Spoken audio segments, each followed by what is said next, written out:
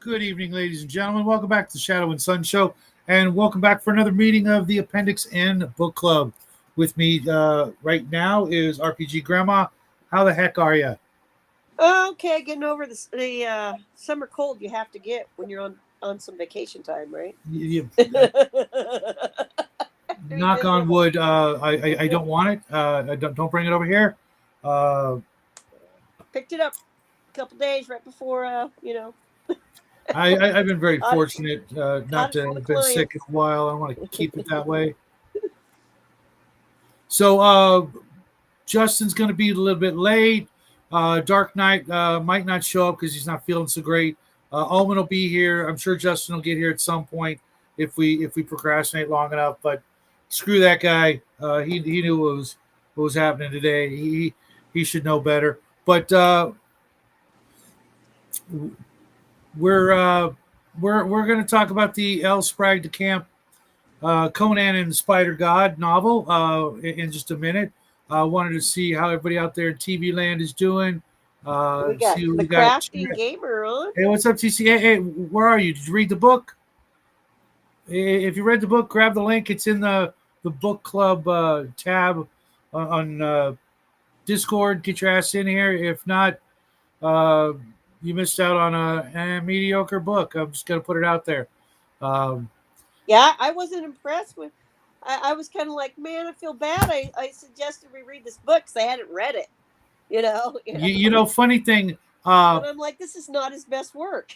I ordered a copy off eBay, and not only did I not get the cover that was advertised, which is weird, I also ended up getting a first print, which I'm pretty happy with. Mind you, though, that's probably a better cover. Yeah, it's okay. It's kind of dumb because he's not facing the spider. He's like facing anything but the spider. But I used to have this book, and I could swear it was thicker. Now maybe it was. Someday I'll get a chance to hold it. But I know that. I mean, it's not because my hands were smaller because I was a little kid. I know that this book, or the book I used to have, was thicker. I sold it. I don't know why. But now I'm kind of okay, I guess, with it, even though it was mediocre at best. Okay, TCG, did you read the book? And hello, Mac Thompson. Hey, what's up, Mac? I gotta get this thing downloaded to try to stream on. This is cool. Give me just a second, TCG.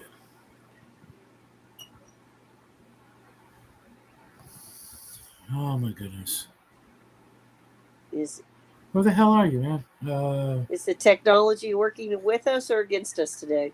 Okay, there you are. I'm sending the link. There you go. Justin is typing me a message. What's up, Justin? If you can't make it, don't sweat it, dude. You can, leave some comments in the comment section later, or here, or whatever. I guess. Oh, hey there, Justin is here. Hey, what's up, Hey, man? Justin. Hello. No camera. No worries. What you get? Did you get a black eye? Be honest. This guy's best work. I was very disappointed. Fat lip? No. You okay? Yeah, I'm fine. Okay. You sound a little cold too.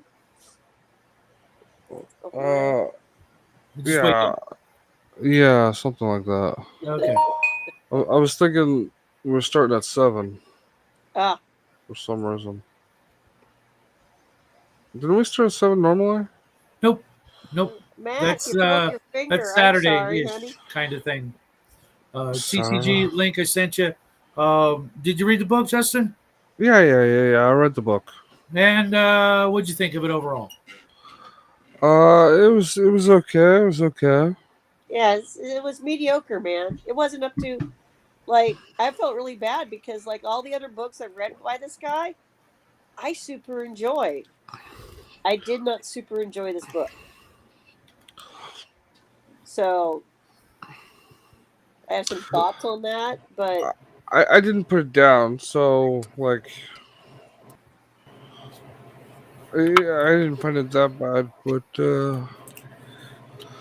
it was definitely something written before the 70s. No, I thought, Yeah. I thought it was like 1980. Was it 1980? Yeah, According to what I got here, I mean, it could not be accurate, but I wish I could use my fingers. Copyright 1980. Sphere. My book was printed 1984.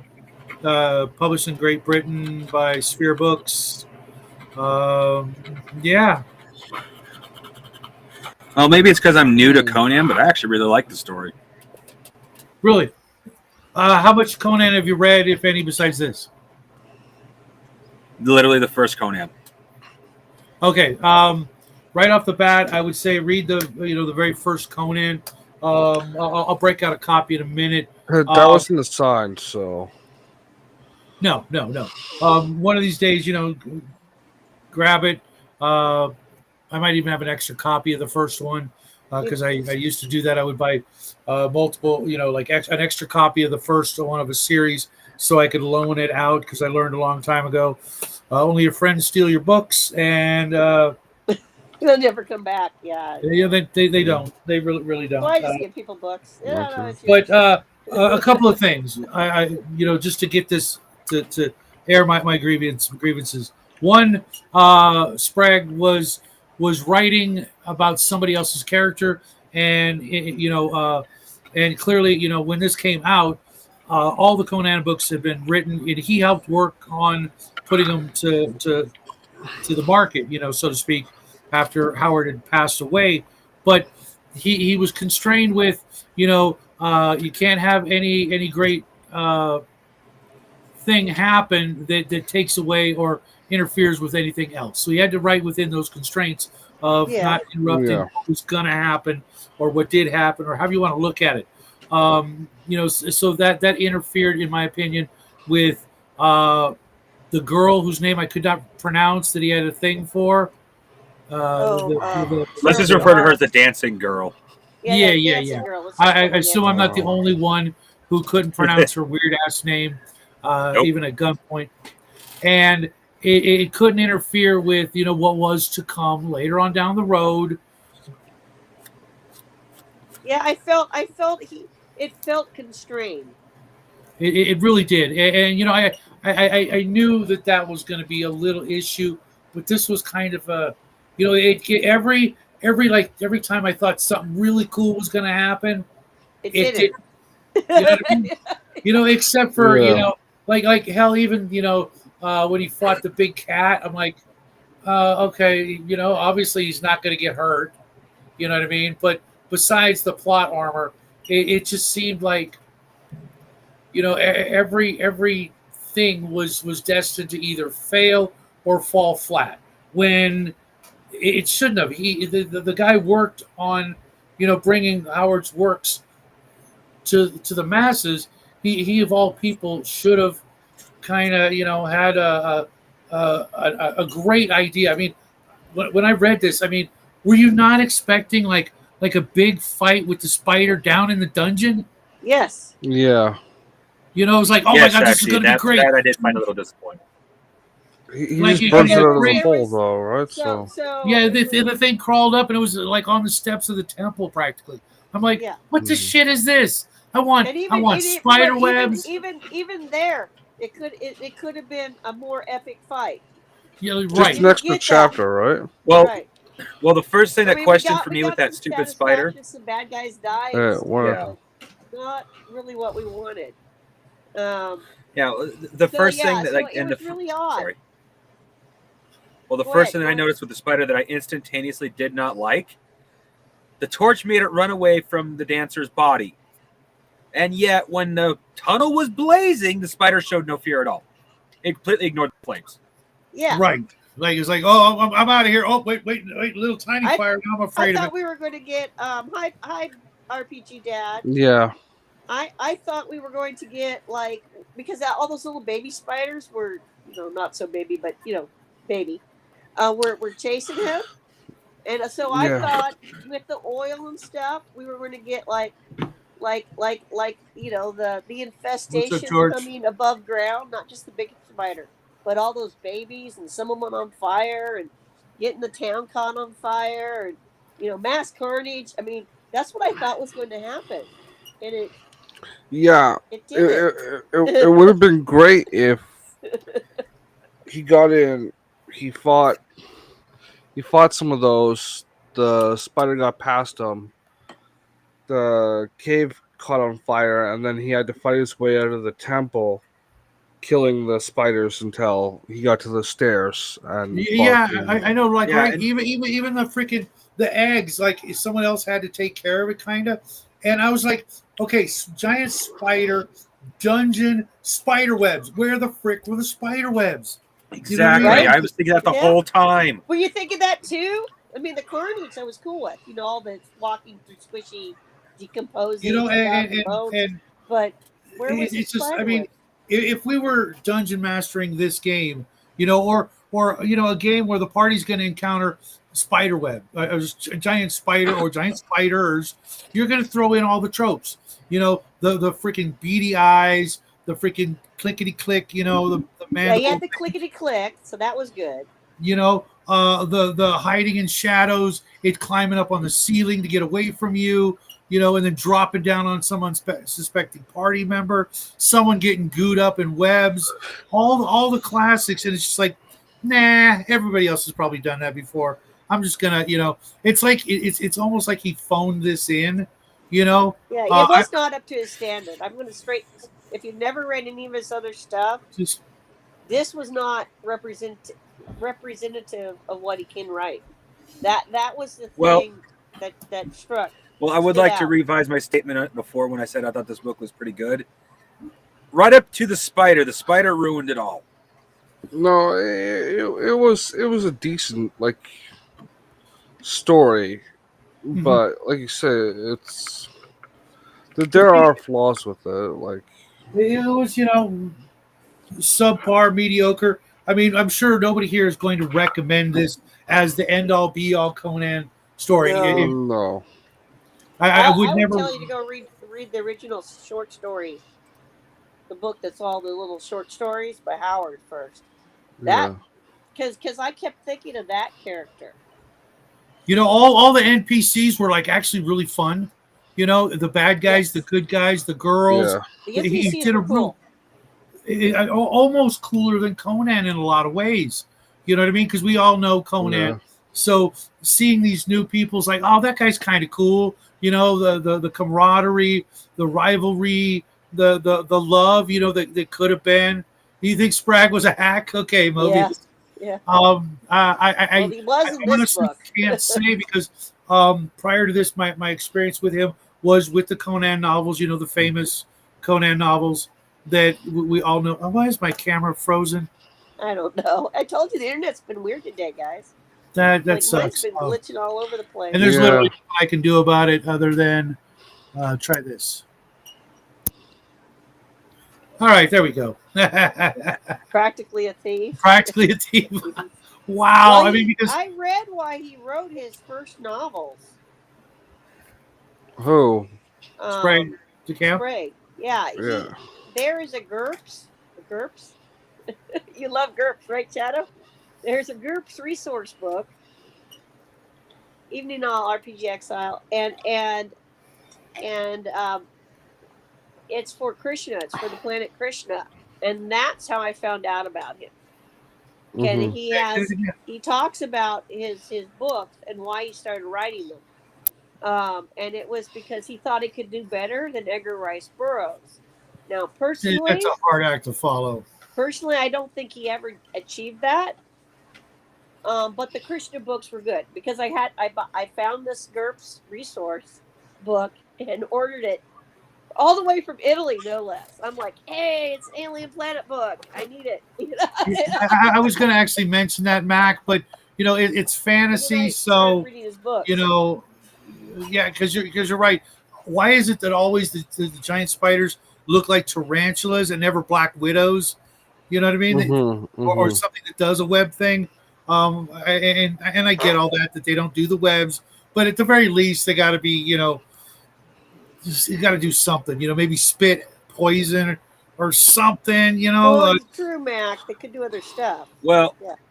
well, one thing is if like biologically speaking, tarantulas don't do well if depending on the species. Most of them anyway don't do well in constant darkness. They're actually a daylight species. I didn't know that. Wow, I learned something new every day. Now, Mark, many Howardian, you got me with that eye there. Purists have disdain for DeCamp and Lynn Carter. Do you think their treatment of Conan does justice or puts a black eye in the original stories?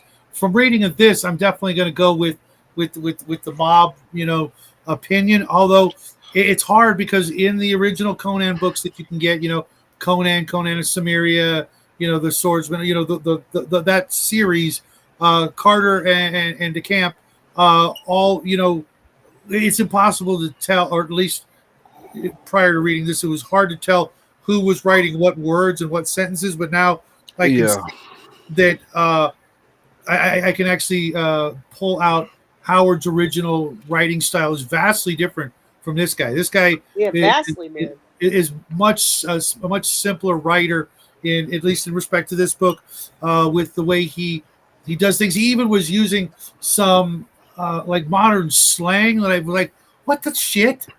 I don't understand that because he should be doing a better job, but he's supposed to be an English teacher, but Yeah, I did actually question the modern slang. It's like, well, I guess he wanted to make sure modern people understood what he was saying. But that's not the way it was with Howard. He didn't give a shit.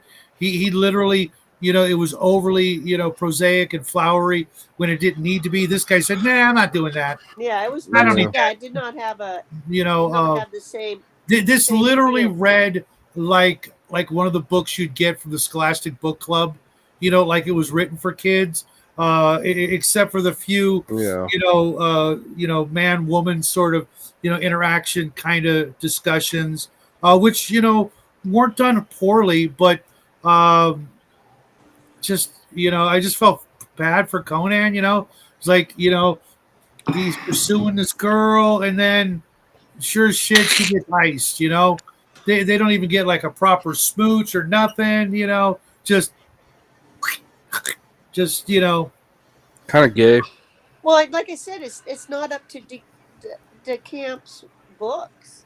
The ones that I've read, the Krishna books by him, and I've read the Beheaded King by him. And isn't Conan of Apollonia like the last one? This is one of the last ones. Conan book by him I have read, and I have not read any of Lynn Carter's Conan books. I have read some other books by Lynn Carter though. So, but I read the original Conan stories, the short stories. So I have that. Plus, we just read Cole, and I have that to compare Howard to DeCamp. And one of the things I noticed was lacking was DeCamp. In all the books of his that I've read prior to this one, there was humor. There was humor somewhere in the book. Mm-hmm. And it didn't seem to be there at all. Maybe, with what he did with the girl who, as he said, tattled on her, which I guarantee that was which was, I guarantee, not a word that Howard would have ever used. He would have come up with a better way to have described, him being narked out by the jealous whore who got what she deserved. But I'm not gonna lie, I would have punched her in the face. I might have even throat punched her after all that. You know what I mean? Still cracked. I would have do something more to her. I would have slid a blade through one of her ribs.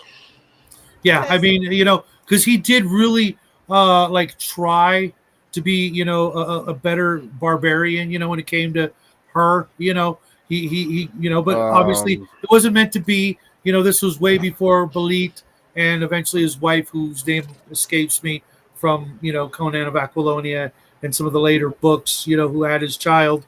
It wasn't meant to be. I get it, but it's just like, oh man. And you knew, or at least I did. Okay, Mac. reading it, I'm like, man, this is not going to end well for her. He's either going to, pump and dump or just, ride off into the sunset. And it just was one of those things that was never meant to be. But, she was coming around, she could see that, hey, this guy was, her best option in that place that they lived. He didn't give her a good death either. No. And he did make her incredibly weak. Even though when you look at her character, she should have been considerably stronger for what they had her doing. Well, I don't know. Do you mean like physically weak? Steadworth. It was like he started to write a strong female character, and I don't mean a strong female character has to be a barbarian modern badass, sense. okay? Right, okay. But at the same time, he kept her really constrained. And simple almost. When she did go down to do something heroic, she immediately got bitten. Yeah, she didn't even give her a good, at least one chance to stab it. Well, she did kind of try to, help him, and if not, help him, save him, kind of, sort of, which was valiant, for someone of her limited capacity, being, more, a little better than a slave, or maybe even technically a slave. Yeah, the characters he came up with by himself, not Conan, but the other characters, they seem to be much more alive. Conan was very two-dimensional, in my opinion, through the whole book. Whereas everybody else wasn't, even with a few short sentences, the other people that he met seemed to be a little bit more. Maybe it's the prostitute's father seemed more well-rounded than than normal. Yeah. Or the two guys that he befriended, that helped him out. Yeah. The guy he fought the spider with, and then the other guy who took the princess back home to where she belonged. Well, as someone coming out from the outside, this is my first Conan book, I literally looked at that as, well, Conan. If I repeat myself, you already know everything I could possibly say about him. It doesn't matter, bro. When you're writing a character, you always reinforce the traits of that character, even though it's repetitive from book to book. Right. Even Howard did it. I always go off when I talk about the Conan movies, because Howard did that in like almost every story. Within the first couple of pages, you're reminded that he's a big-ass barbarian with dark black hair, with the Prince Valiant haircut, and the stunning blue eyes. And who did they hire? Someone who had only one of those qualities.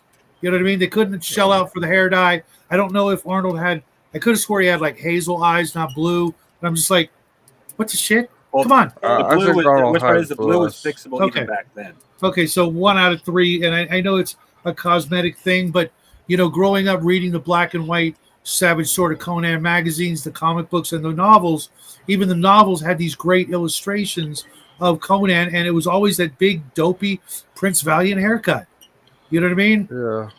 And that was, despite his size, I'm certain that when people, recognized him and stuff, part of it would have been, that, as well as what Mark's saying here, always being mentioned as being full of mirth.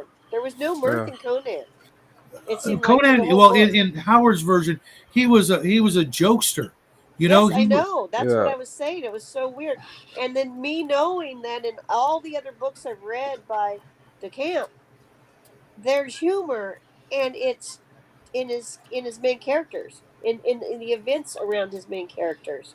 In some, there's humor spread throughout the book.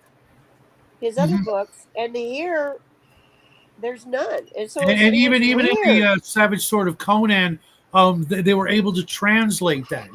I remember that one story in the Savage Sword of Conan where they had again rescued. He and his big black friend had rescued a princess, and like one of the last 2 or 3 panels alluded to the fact that Conan had knocked up the princess, and she was going to go back to live with the prince or the king or whatever, and have to pull it off like that was their kid, not Conan's kid. You know what I'm saying? Yeah. It's like, oh my God, that's freaking, that's harsh humor, but it's still kind of funny, because he's just, the first deadbeat dad. I don't know, I mean, he's cucking every noble on the planet. Yeah. I The guess, real because father of all those royal bloodlines. Yeah, but so there was that. Right, Yeah, Mobius. But that was just such a striking feature, especially since I didn't come across Prince Valiant until after Conan. So I'm like, oh, okay, I kind of get it, because Prince Valiant was, I think actually a later invention, although maybe not. I'd have to go check, but it and might not. I'm not sure where this story's supposed to fall in the Conan timeline. Oh, it's got to be early on because he's only in his early 20s. But in the short stories, sorry. In the short stories, his where he goes on all these different little adventures.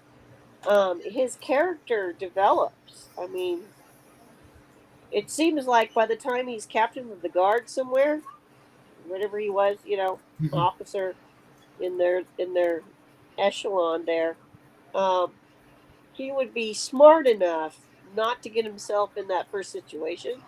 Grant you, I know when you plot hooks and whatnot, but right, the first girl that he it's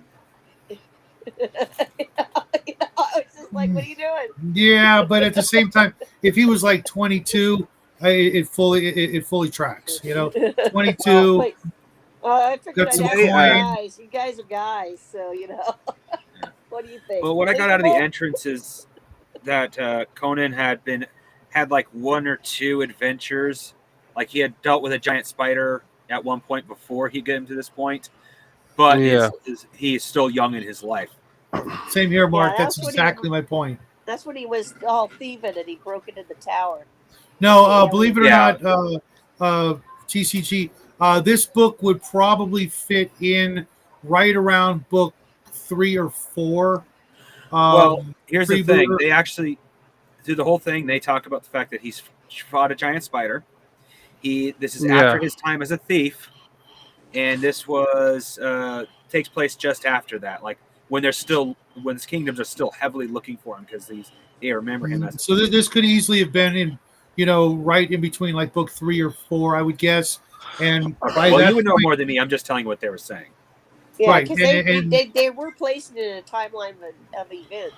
It would have been nice in the introduction, which was pretty lengthy, mind you, for this. I skipped the introduction. I didn't. It's that's not part of the story. I know. It was only a couple of pages. I actually listened to it in the audiobook, but he had been through quite a few adventures prior to this. Easily like 15 different short storied adventures in the other books, TCG. And I'll look and see if I can find an extra copy of the first book for you. The thing with the books is they're collections of short stories, not one story each. So except for the last one. They are chronological, to show progression of his career, if you will. But I felt that might have been one of the things that was jarring about it because I'm used to reading those short stories. Well, there are a few in some of the books that might be versus the long, drawn out story. Well, even then, it's only it's like what 171 or 2 pages, which isn't all that. It's not a big book. It's not. It should be more than that. It should be around 250. No, maybe my copy is incredibly abridged, but 170. Yes, it is because the one that was on. 173. Because the video I watched talked about it being 200 some pages. Really? Yep. Okay, that sucks. But it could also be the typefacing. If you're it could be introduction. Because at the beginning of the show, I said I used to have this book with a different cover, and that's what I thought I was buying. But I got this one instead, and I'm like, I know the book I used to own, the copy. was thicker, much thicker. Yeah. Well, it's probably font. I did need my readers for this, so there is that. But the font was tiny, but it wasn't the worst book I've read. Oh no, I've read worse, guys. There's worse books. Yeah, so much worse. and you know, I would read other stuff of his simply because of the fact that, you know, because this is the Appendix and book club. There are probably I'm not going to think that this guy's work on Conan was why he was included. I can imagine that there's other stuff. He wrote. As a matter of fact, let me just pull that up and see what they actually say about this author as to why they thought to include him in the list in my DMG, if I can find it. Okay, I passed it because, you know, I want to give the guy the benefit of the doubt.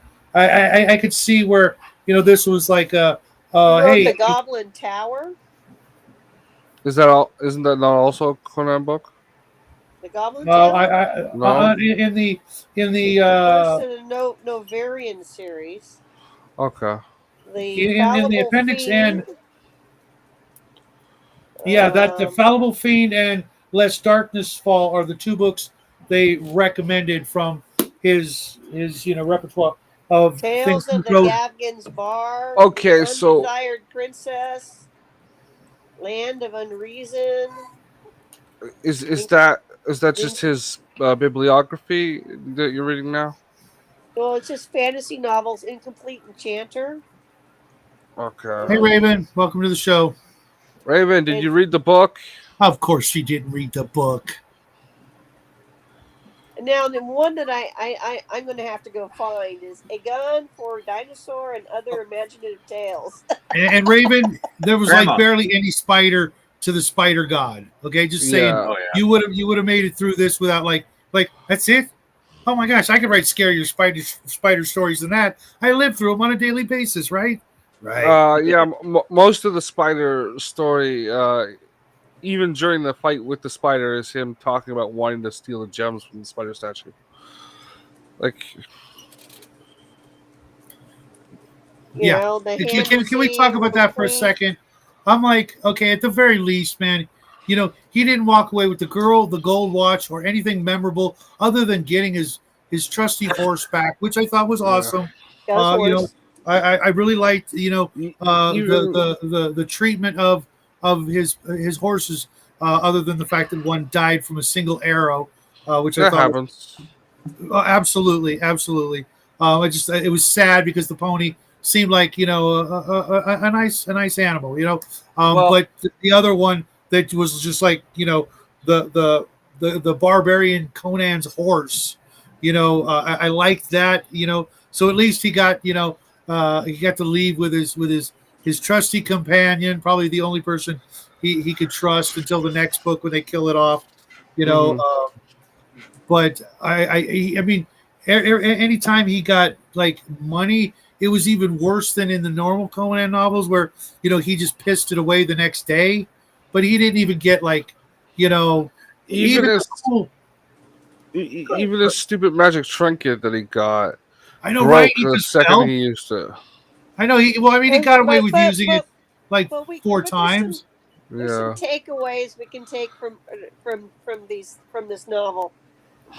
There is the magic in the novel, and we had several different kinds of magic or weird woo-woo effects, including the use of hypnotism. Yeah, but no, I found it weird that in this book, the 2 magic abusers that he comes across are both freaking illusionists. Yeah, and that was interesting. No, there was a weather user. But there was priests, right. I meant magic, like wizardy magic, not priestly magic. But yeah, I was like, that still counts. But at the same time, it was also kind of like shoehorned to like train Conan, you know, to do math, to get better saving throws against illusionary magic. I was like, what? It was very Vulcan. The math part. I was like, that's something Spock would do. You know, wait, I'm having this is illogical and irrational. I must do math, and then things will. Yeah, who knew? Who knew you could beat magic with doing arithmetic? Just saying. But just saying. I if missed you guys that. want to throw that in there. Remember, Justin, the old man that he stayed with at the beginning of the book when he was on the run? Yeah. He taught him how to, he spent several days, a montage even of Montage. of doing, the old man would make illusions around him, and then Conan would have to shrug it off by doing math. And then later on, when that bald headed wizard at the end of the book, wrapped him up in the coils of magic. He didn't use any of those skills, which he successfully used inside the No, temple. it wasn't that. The horse rescued him there. It was earlier, wasn't it, crafting? Yeah. It was his horse who came to his rescue, which I thought was awesome. I mean, it sort of came full circle. He rescued the horse rescued him. That's cool.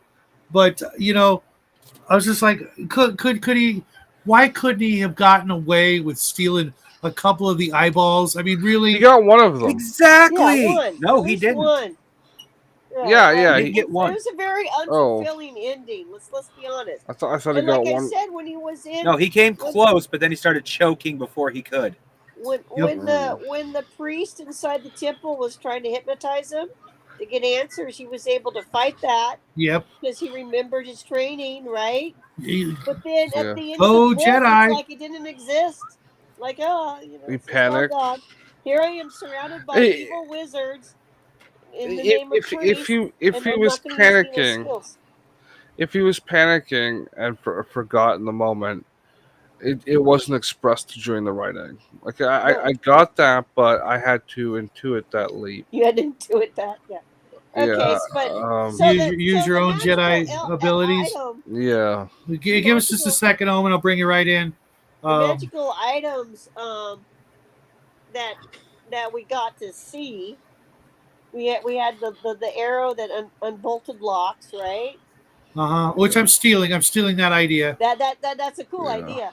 Oh yeah. But, and the fact that it obviously had a fail point where if you pushed it too hard, you broke it. No, it wasn't even a fail point. It had a limited number of charges. They didn't know. No, that's what he says. He says if you use it on a lock that's too heavy, it will break. Oh yeah. Trying to use it, and he kept trying to use it, so he overtaxed it. So I would still just go with limited number of charges. You don't know how many charges it's got, and it got hot first. That was his warning, and he kept Grandma. going. Yeah, you're right. You're right, guys. I totally spaced that. But Grandma, I don't recall that being. Sorry. Sorry, go. This was your book. I was curious. Did you have any questions for anybody?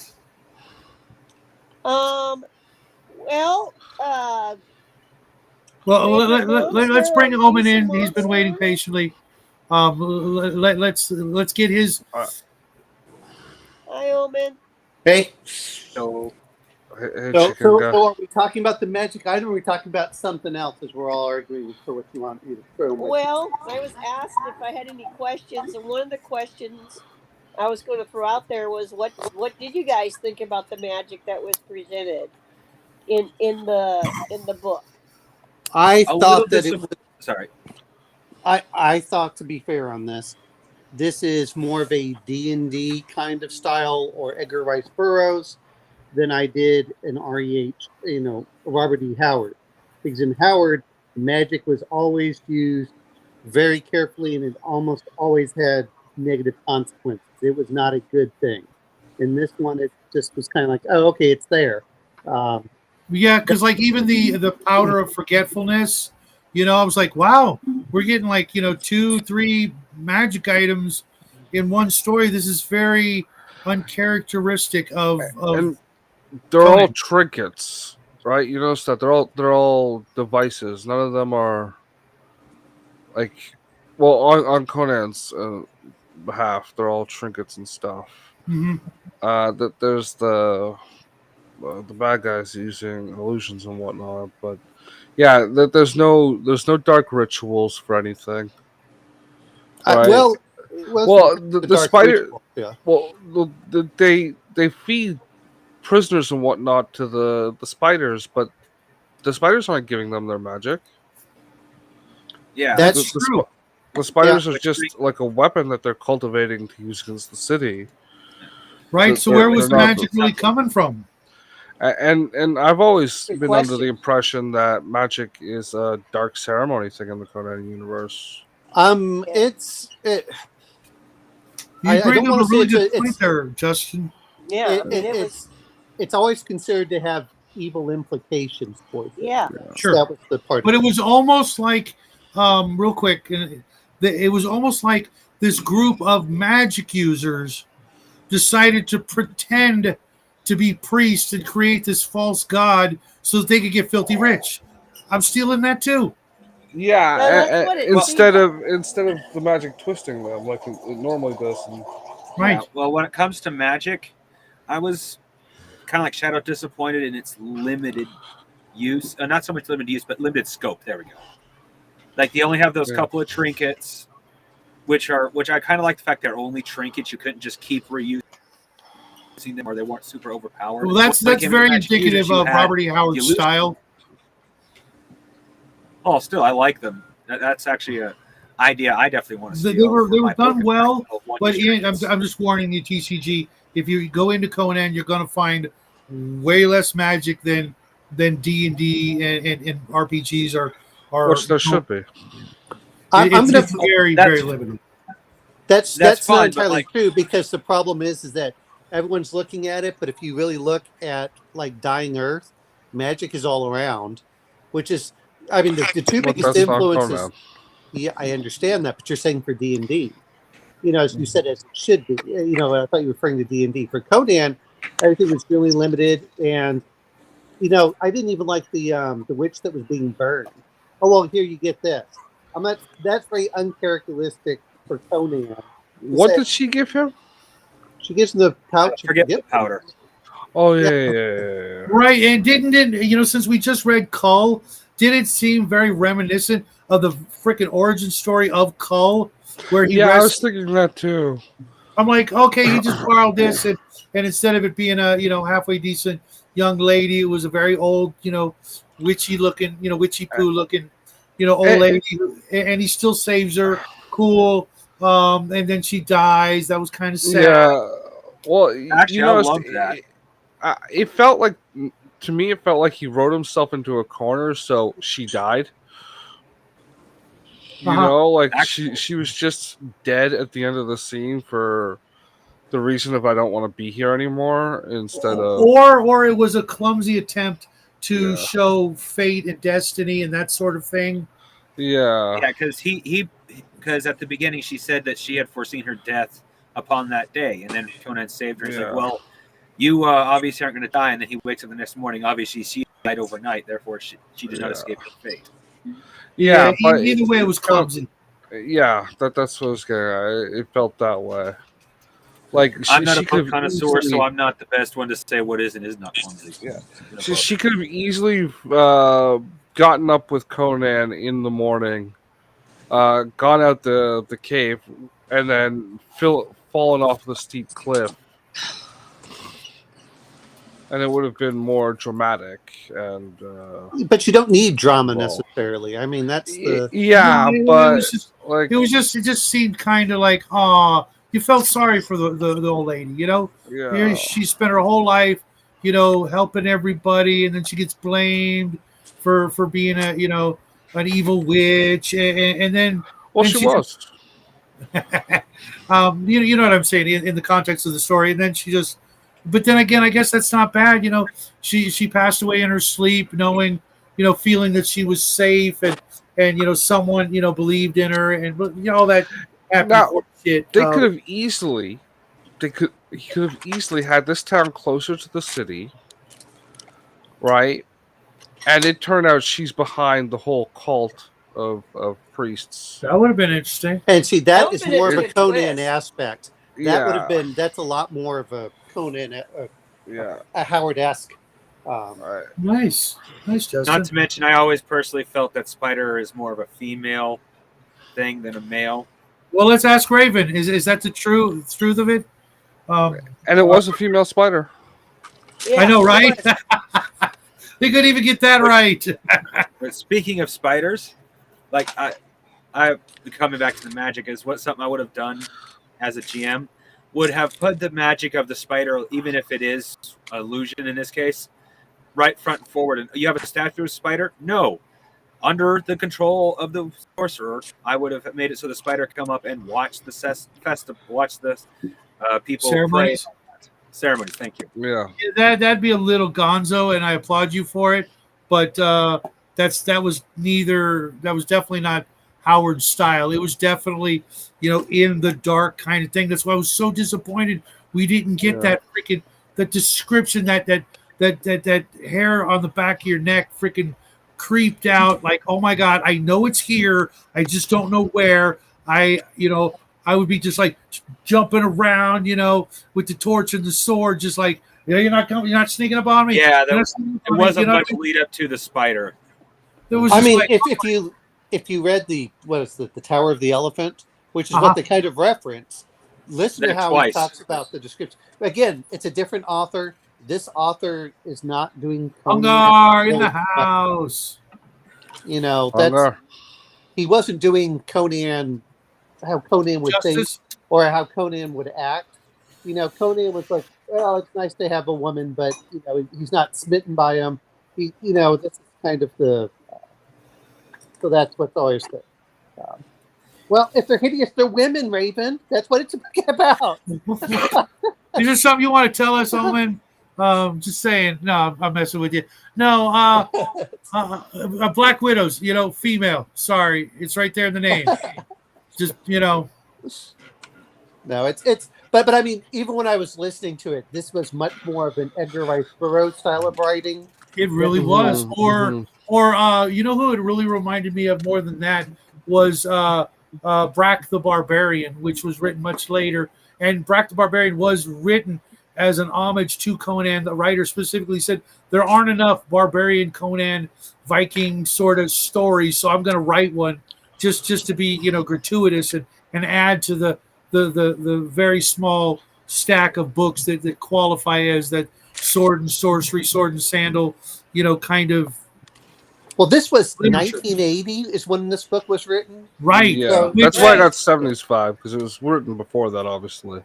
That's not only that, but it also had, I really believe, and some of you guys have said this, it really did have kind of a D&D vibe to it, which 1980 puts it well within, the point where you'd have to have been living under a rock next to the spider god to not know what Dungeons and Dragons was in the literary world.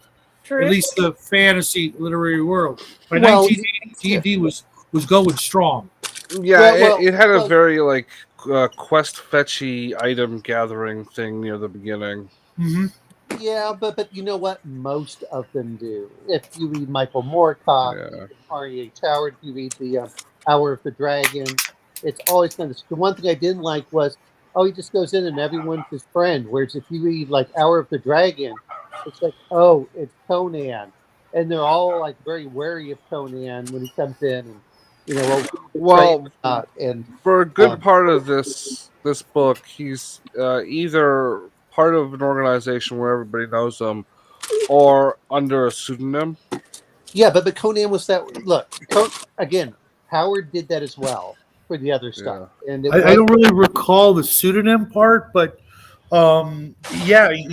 Everywhere Conan went, it was like what the do you world mean? was He was much using an darker. alias for the whole. Yeah, the world was much darker and dangerous, don't you think? Well, I'm going to put it this way: his friends were the ones that were upright, forthright fighters. Did not he had no respect for the merchants, which were usually backstabbing as well. He had no respect for the magicians.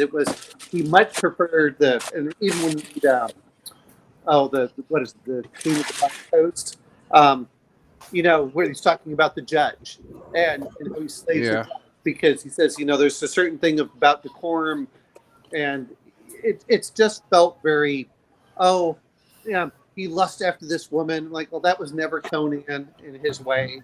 Yeah, that too. He never really, had that sort of, puppy dog, attraction. It was just like, okay, woman, we're doing it, or He just mentioned it's the first time he's felt that way, though.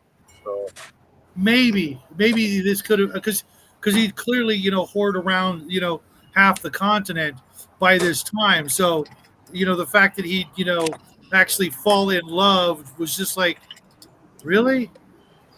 yeah. I mean, he literally had princesses throw themselves at him, and now this one dancing girl, just She smit was him. really hot. Well, even then, he said she wasn't like she wasn't even the prettiest girl he ever met, kind of thing. She was, she was athletic, tall, but even her face wasn't, not necessarily, not to write home about. She was pretty, but he wouldn't have topped her out at the top of the list, kind of beauty. Well, I mean, if you look at like Valeria and some of the others he does for, it's kind of like. Was she even in the books? Valeria? Valeria was the one in the Red Nails. But didn't Red Nails come out like way later in the chronology? Wasn't that like? Red Nails was his last story, but it was not his last chronological story. However, the Dragon was actually after Red Nails. Because Red Nails, he's the king of Aquilonia. Oh, he is? Okay, what book am I thinking of where why do I think Red Nails is the story where he's in this like castle that he can't get out of, and all these people have been like degenerating living in this castle, and they've never lived outside the castle. That's Howard the Dragon where he's trapped in there for a time. Are you sure? Yeah, well, with the cannibals and everything. Well, like two warring factions inside the castle. No. That was the city. That is Red Nails. But Red Nails is before he becomes king of Aquilonia. Howard the Dragon, he's already king of Aquilonia. Remember, Howard doesn't tell things chronologically. He tells them like your grandfather would tell a story, because he throws stories out there randomly, and you have to piece together what the chronology is. Yeah. That's not the way the original books go. When they were assembled in paperback, they're put in chronological order. When they were released, they weren't.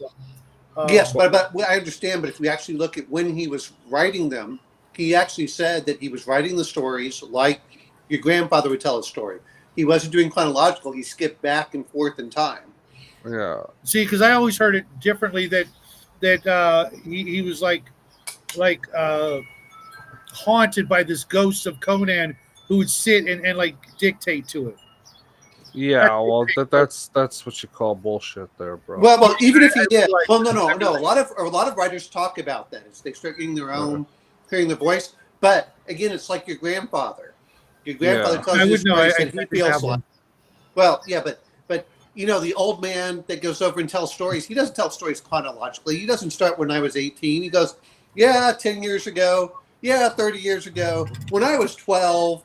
When I was 40. He goes jumping back and forth. And that's what Howard did. Is he didn't want to be locked in to doing exactly a chronological story because that didn't give him the what happened to Grandma?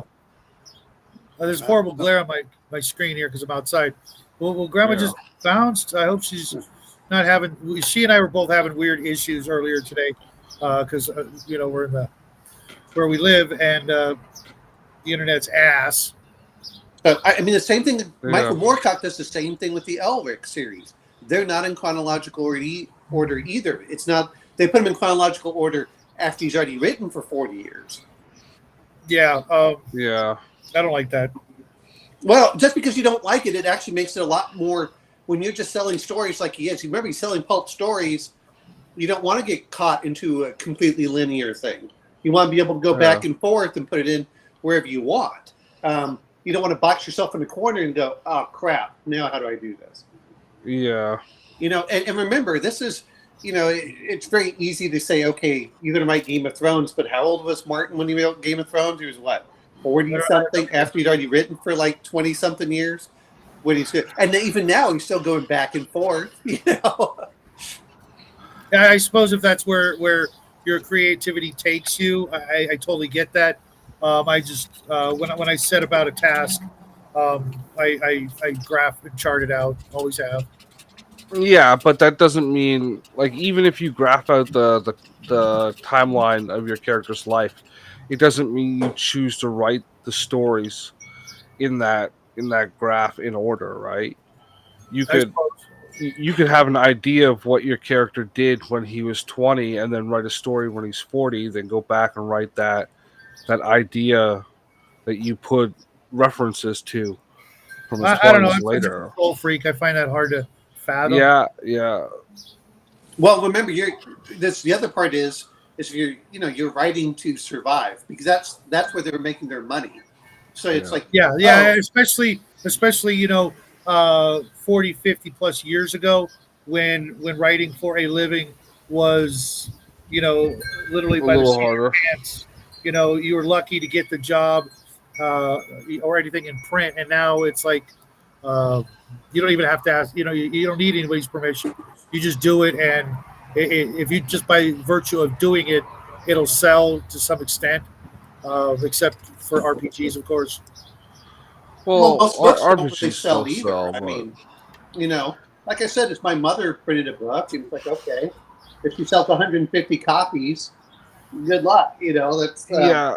I was looking at earlier. One of the easiest things you can sell is what you call not romance novels, but the more degenerate version of that. Lust in the Dust. Yeah, that kind of thing. And the average you mean like sale on like the Fabio cover books, you know, Harlequin romance. yeah, that kind of stuff. And the average book in that genre earns about $8,000 over his lifespan. But obviously, if you're writing one of those every 3 to 6 months, that adds up real quick. Yeah, I suppose. Not in this Um, economy, but prior to, absolutely. well, no, even still in this economy, but Well, I mean, if that's all you're doing, then no. But if you had another, real job in this don't society, forget, it's one of those things. The more you produce, the more you sell, because every single book you create becomes an advertisement for everything else you've created. right.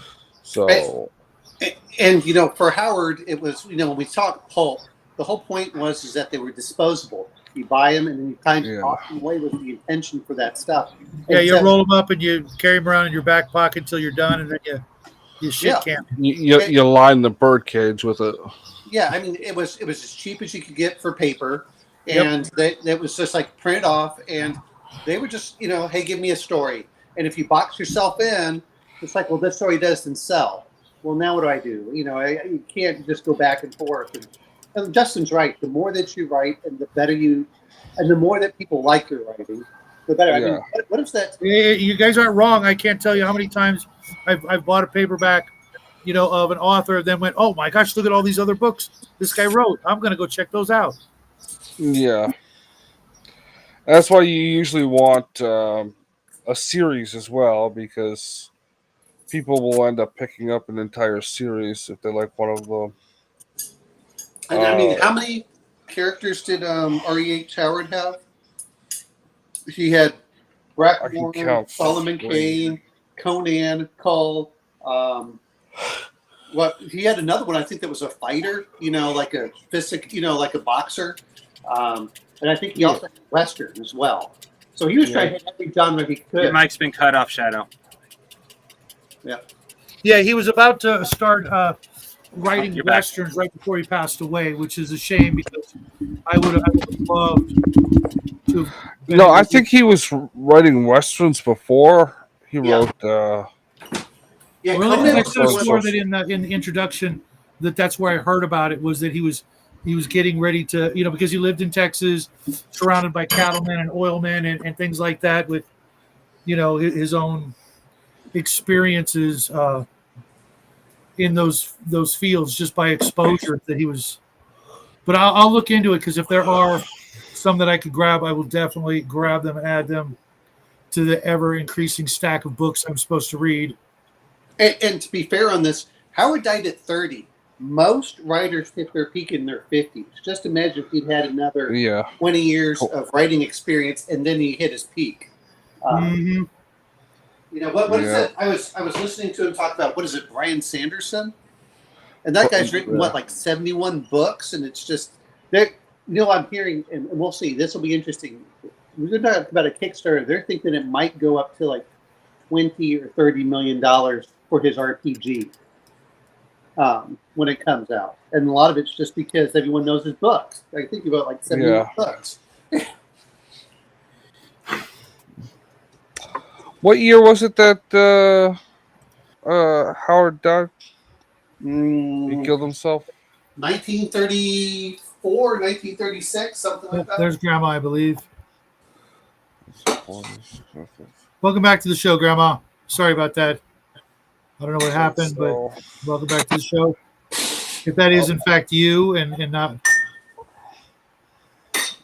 Well, you didn't put the link in the chat, so I don't know. Yeah, no, I was just trying to be funny. Imagine he lived into his 70s and saw the early days of RPGs. Wow, I know, right? And got into it and put his hand to write one. Or at least, write one with someone. Yeah. Or well, let's look at it. If he had made it that far, he would have really been into the, he would have probably gotten into the war game aspect at least. Yeah. That was because, Tolkien became really big too after, so they would have just fed off of each other. And Grandma, I'm not sure which one is you. You're in the green room in two places. Okay, now you're in both. So I'm gonna. Can you hear us? Oh, but I mean, a lot of this is just what we can't knock it. And the thing is there's a reason that everyone talks about Howard, and everyone else is trying to copy Howard, which is the sincerest form of flattery. But it's not a. I don't think he. And this was the first one I think that Sprague had done by himself. A lot of times he had either used notes from Howard or he'd had another writer with him. Lynn Carter. Yes. Yeah, well, the beginning of the video I listened to was that this video was heavily based off of notes from Robert E. Howard, or this book. You there, Grandma? Yeah, but if they weren't very, very detailed notes. Well, all I know about that is they said there is some manuscripts that were almost complete and stuff that was just basically notes on a napkin. Yeah, This is either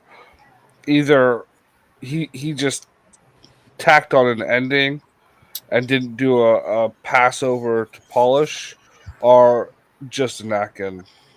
Hey, Derek, what's happening?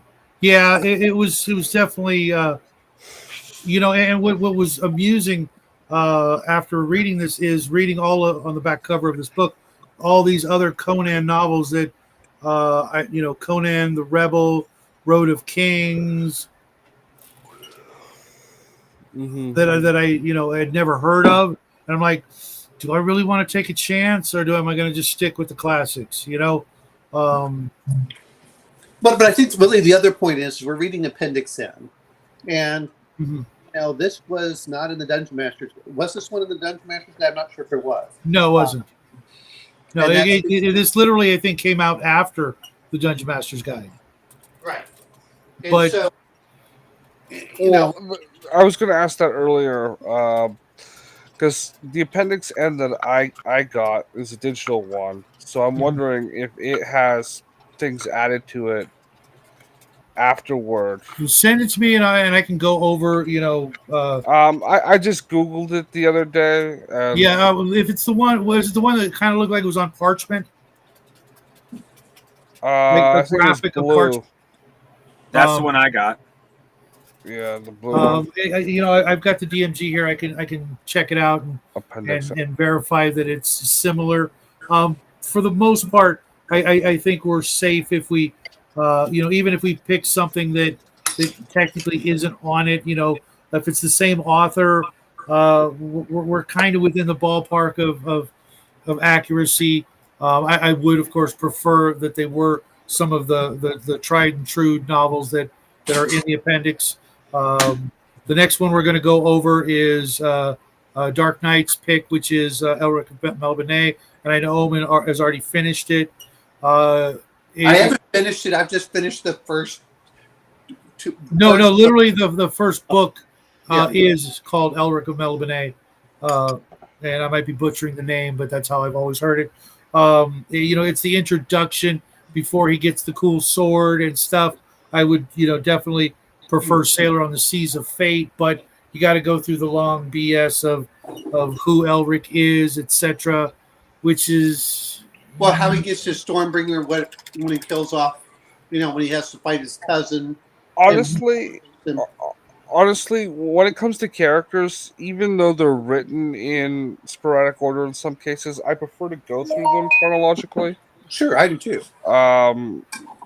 Just because, it orders things and doesn't make you have to think too much about where in the story this is supposed to be. Well, the other part is, and this is where you want to look at it, is if you're going to do it by chronological order, as far as I'm sorry to hear that, Jerry. The characters' chronological order, you'll get to see which are the newer styles of writing, which are not, because you can tell when he's doing his rough, when he's cutting his teeth on the character, and when he actually gets into his full, full stride. Which is why when I mentioned, Hour of the Dragon and Red Nails, to me those are far better than his early Conan stories, and that's because he's been doing it for 10 years. Right. Was it really that long? I know he started young. I think he started when he was 18, and that's when he was starting to get some of this stuff. And then he found out that Cull doesn't quite work, and then that's when Cull kind of got reworked into Conan. And so he's like, okay, later for the Atlantis, and then, but then his last Hour of the Dragon is he was trying to shop that around to sell as a standalone book, and then Red Nails was the last one that he had submitted and accepted before he shot himself.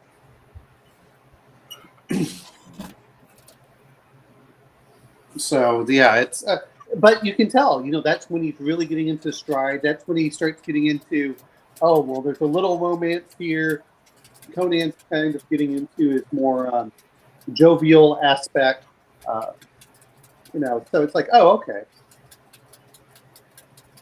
And that's the reason I didn't like it, because Howard had done somewhere he was like a captain, and he was never this, I really enjoy being a captain. I like this. I like that. It was Conan's just like, I did it because the money was good, and when the money ran out, I did something else, And it was like, or he literally, stepped on somebody's toes somehow, some way, and had to, hit the road. He was constantly doing that.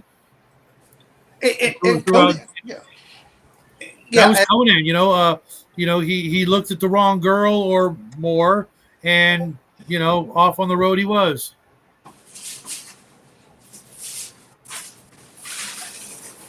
And this one this book was just. This one I would say is inspired by Conan, but it's not the Conan that's R.E.H. Howard's. I would have rather him actually said, what was it? Well, the problem is you have to get stuff to sell. What was he? He had a couple of by the time that you get it to Hour of the Dragon, I forgot what they were. He had a couple of like henchmen that were like his loyal friends and things that he like Jubal, the big black guy I was talking about. He was like a steady sidekick for a while, and there was another guy. Well, it was the captain of his cavalry, I believe. I forgot what his name is. I feel bad about that, but but it sounded like they've been going for years, and but of course that doesn't sell. Conan sells, but selling off one of his henchmen doesn't. At the end of the day, no matter what we want, is you still want to make money, so you do what sells, not necessarily what would have really fleshed out the world better. Yeah, sadly. Which was, one of the hazards of writing in that era. You literally had to please the audience more than you do now. Because these days you could easily do a spin-off series. There are plenty of uh, long-running series that I've read that have branching stories that do exactly that, where they take a character and Mhm. go over here and explore that section of the world through their life, are right. Just things happening in different parts of the world with different characters. And Howard was able to do that a couple of times, at least once I know for a fact, where the entire story, Conan wasn't even in it, which, Hmm. we all would have, bought into that as well. If you could, make the world and the people of it not necessarily focused always on the one guy or gal, that's Yeah. your bread and butter, but branch off and still make it good. That's clearly a sign of talent. Yeah. It's like I've mentioned the Troy Rising trilogy a few times on your show here, Shadow, and Mhm. the first one follows this guy, and then the second one just is centered around the people who live on the space station that he built. He pops up in the series from here to there, but it doesn't really follow that one character. The second and third book followed different characters. You know, and it's still cohesive, but But and this comes down to establishing yourself as a writer. yeah, Once you yeah, establish yourself, you can make these other characters and do your side projects. yeah. So that's also Well, you also have to prepare your readership for that kind of thing.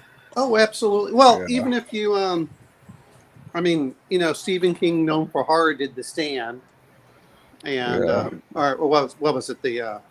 Anyway, Shawshank Redemption. the Dark yeah, Tower series is what I mean.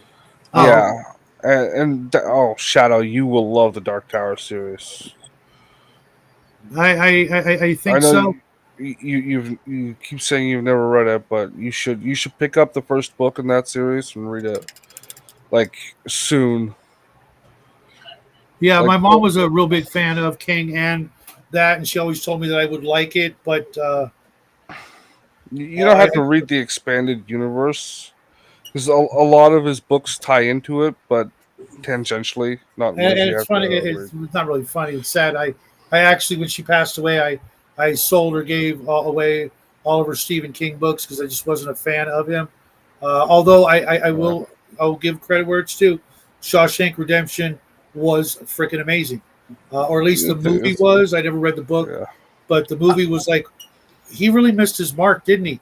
Writing horror, maybe that was his thing, but when he wrote that, that was just like, But you but know, but again, as he's known for horror. But when did the Dark Tower series came out? Which is what, a sci-fi fantasy? I'm not sure. I've never read it, so I it's more Well, of a Western, interdimensional Western kind of thing. I gathered. it's a sci-fi fantasy with Western twists and interdimensional play through the whole thing, but it does tie into a lot of his other books, like the Shawshank Redemption is technically part of the greater universe of the Dark Tower. Oh, okay. Yeah, I'm it's just not one of the stories you need to read to follow the primary story. you know. Because oh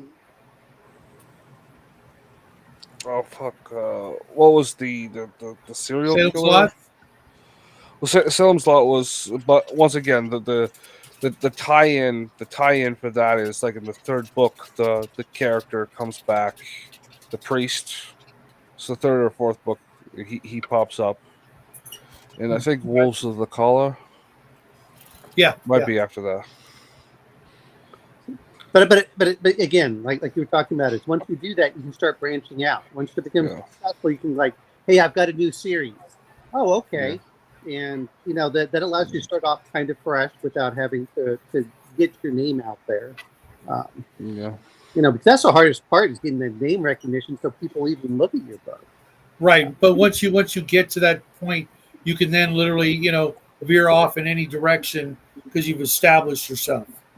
Yes. Yeah. That's and like, oh, okay. Well, I'm trying to think what others are out there, but that was part of the problem with well, not really, but I mean, Tolkien wrote what, 4 books for Lord of the Rings, The Hobbit, and 3 for the Lord of the Rings, and that was it. No, he wrote more. He also wrote a book about that stupid tree god. Tom Bombadil. He Tom also wrote, Bombadil. or at least I saw something about what happened after Lord of the Rings. I thought those were his notes, but he never actually had them formally. He wrote the Tom Bombadil book. Okay, I know that he did the Farmer Giles of Ham. He did a lot of translations too. So, like, when I was going through college, we used to read. Yeah, I've got 2 books of Lost Tales here as well. No. I'm talking about for like King Arthur, the Celtic stuff. Right. Yeah. Sir Gawain and the Green Knight, I think he did, and something else. Which I liked his translation better than some of the other ones out there. So there's that. So yeah, I mean, but most stuff I looked at for what he actually published, it wasn't. He's like, okay, I kind of done with this one now. Let me go to something else, which is kind of regretful because I'm like, well, you hit your peak and your fit in what, the 1950s, and he really didn't follow through with it. And I don't. Yeah, it happens. Well, I think also is he was a professor, and that's really what he was doing. This was kind of a side project that he did for his kids. And he says, "Well, okay, I did this, and then I'm gonna, do this for them." And but he has. Let's be honest. For his writing, that isn't where he was really. That wasn't his livelihood. That was a side thing that just grew up on him, so, in a good way. I mean, my grandmother, if you really look at how much fantasy was not and how much it was despised until Lord of the Rings came out. And once Lord of the Rings came out, that really blew open a lot of the ability to get it into the mainstream.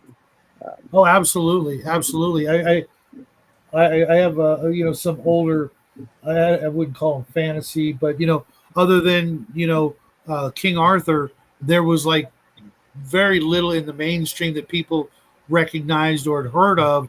Maybe Beowulf and a few others that I'm not familiar with, but there really wasn't much of anything in that genre. That's why even in the 70s when I started really reading a lot, there was more science fiction, and that was just easier to go to as a kid. It's like, oh, hey, Doc Savage, Perry Rodin, things like that. Even Heinlein was always at which is funny. We were talking about this the other day. Whenever we went to this place called Gemco, Grandma, she's probably the only person who remembers it.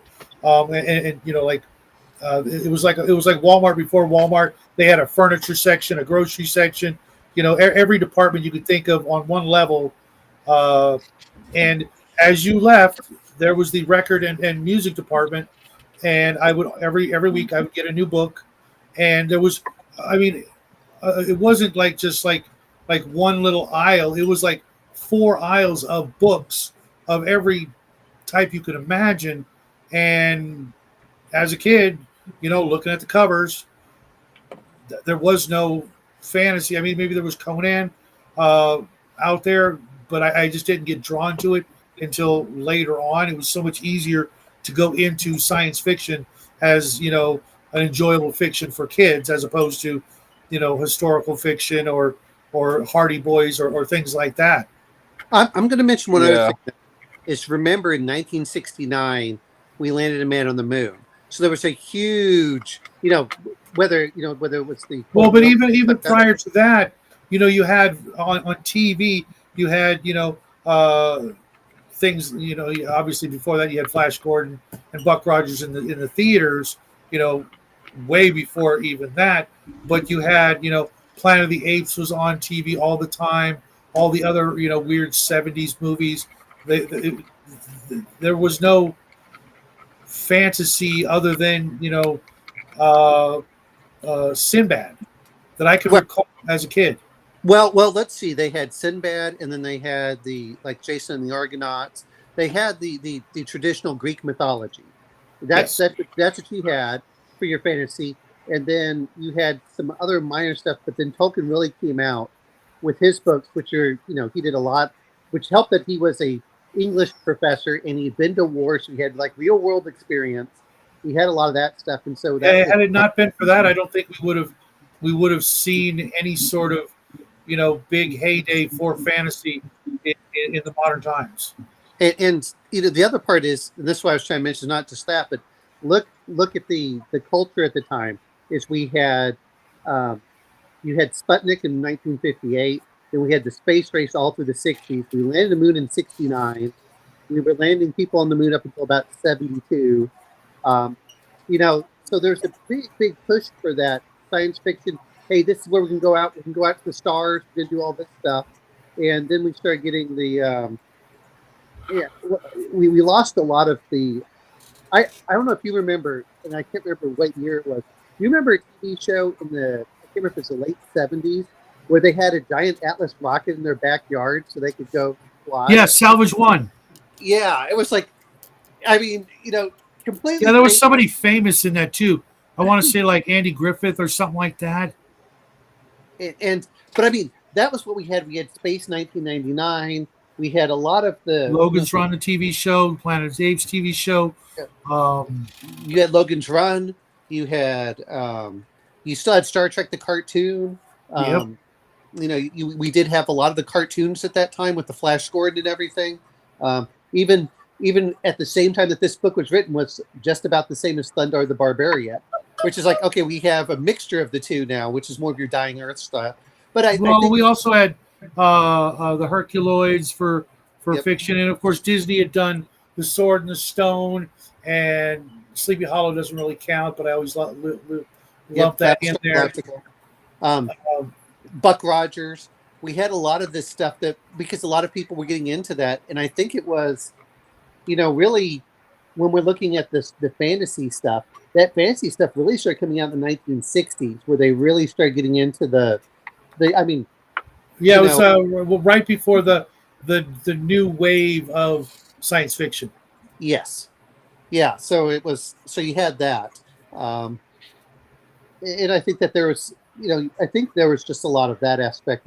Even your and then of course the Hobbit cartoon just broke that dam loose. I think. Oh yeah. When they saw that. By making the Hobbit cartoon and putting it on TV, and how many people just like everybody watched it. Well, there was Battlestar Galactica. I mean, what were some of the other ones that were out there? And I think it was just I don't want to put. I'm trying, and maybe I'm completely off on this, but I think there was a certain point where people said, "Oh, I want a simpler time," and they went back and when like you had. What was I forgot when the movie Excalibur came out. That came in early 80s? I think so. It was either late 70s or early 80s.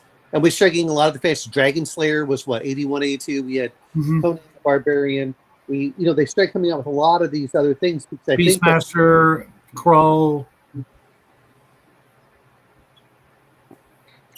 Even the series. I don't know if you remember. They had the series of the King Arthur. They were redoing King Arthur. Shogun was 1980, which now they have a new series for it, but they had the Shogun series.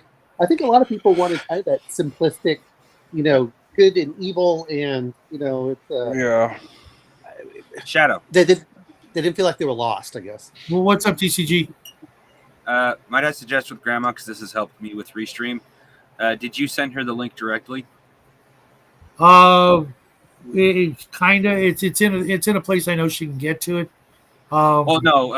Send her the link directly, because one time when I entered Restream with, I think it was a link directly from Justin, didn't work, but when I went through the general link that was put up somewhere else, it worked just fine. All right, I'll do that. Thanks. Mm-hmm.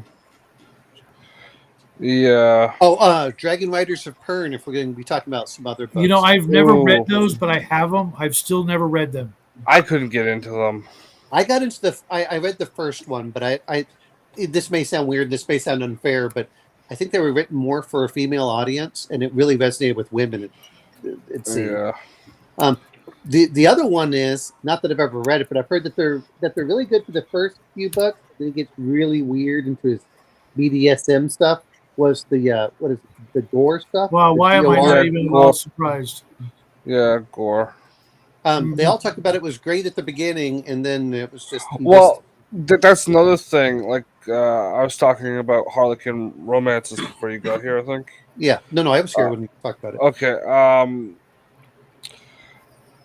The guy that wrote Gore found that it was mostly women that were reading them, and they wanted that stuff, so they got it.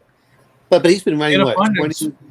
21 or something plus books, but Yeah, you know, well, they'll buy fucking BDSM books. I'm not saying that they won't. I'm just saying that he actually got dropped by his because each one kept selling less and less over time. Yeah, well, it's well, that's what they get for not advertising, right? Yeah.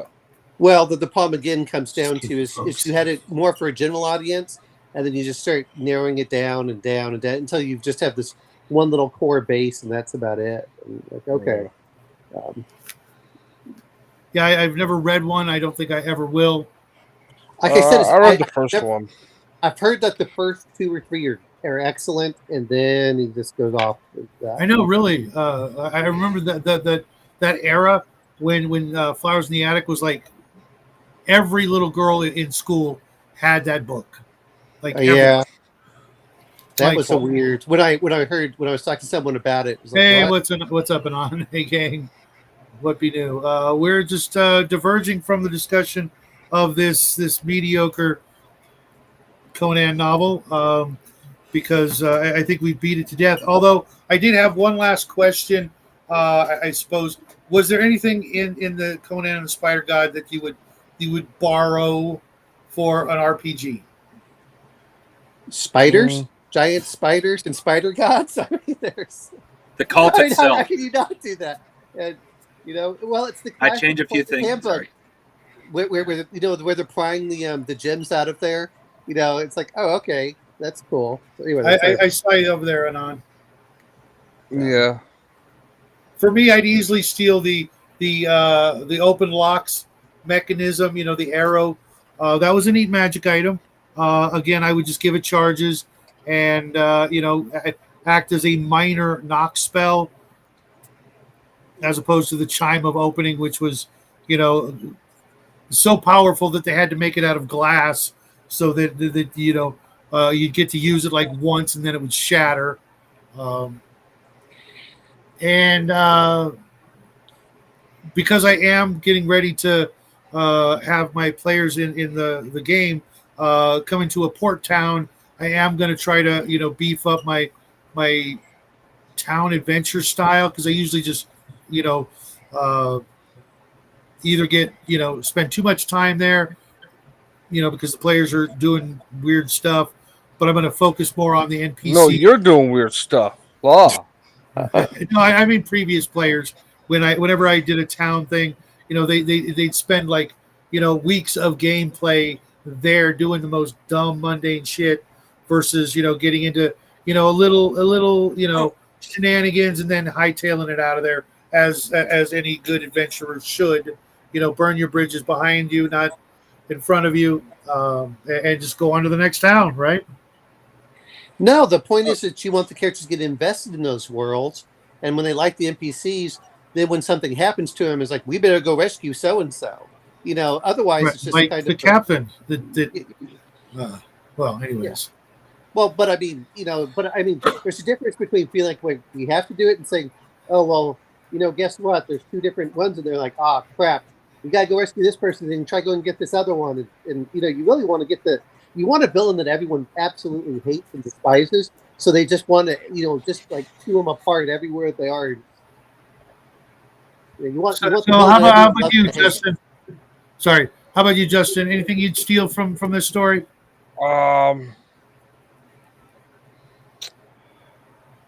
Oh, I don't know.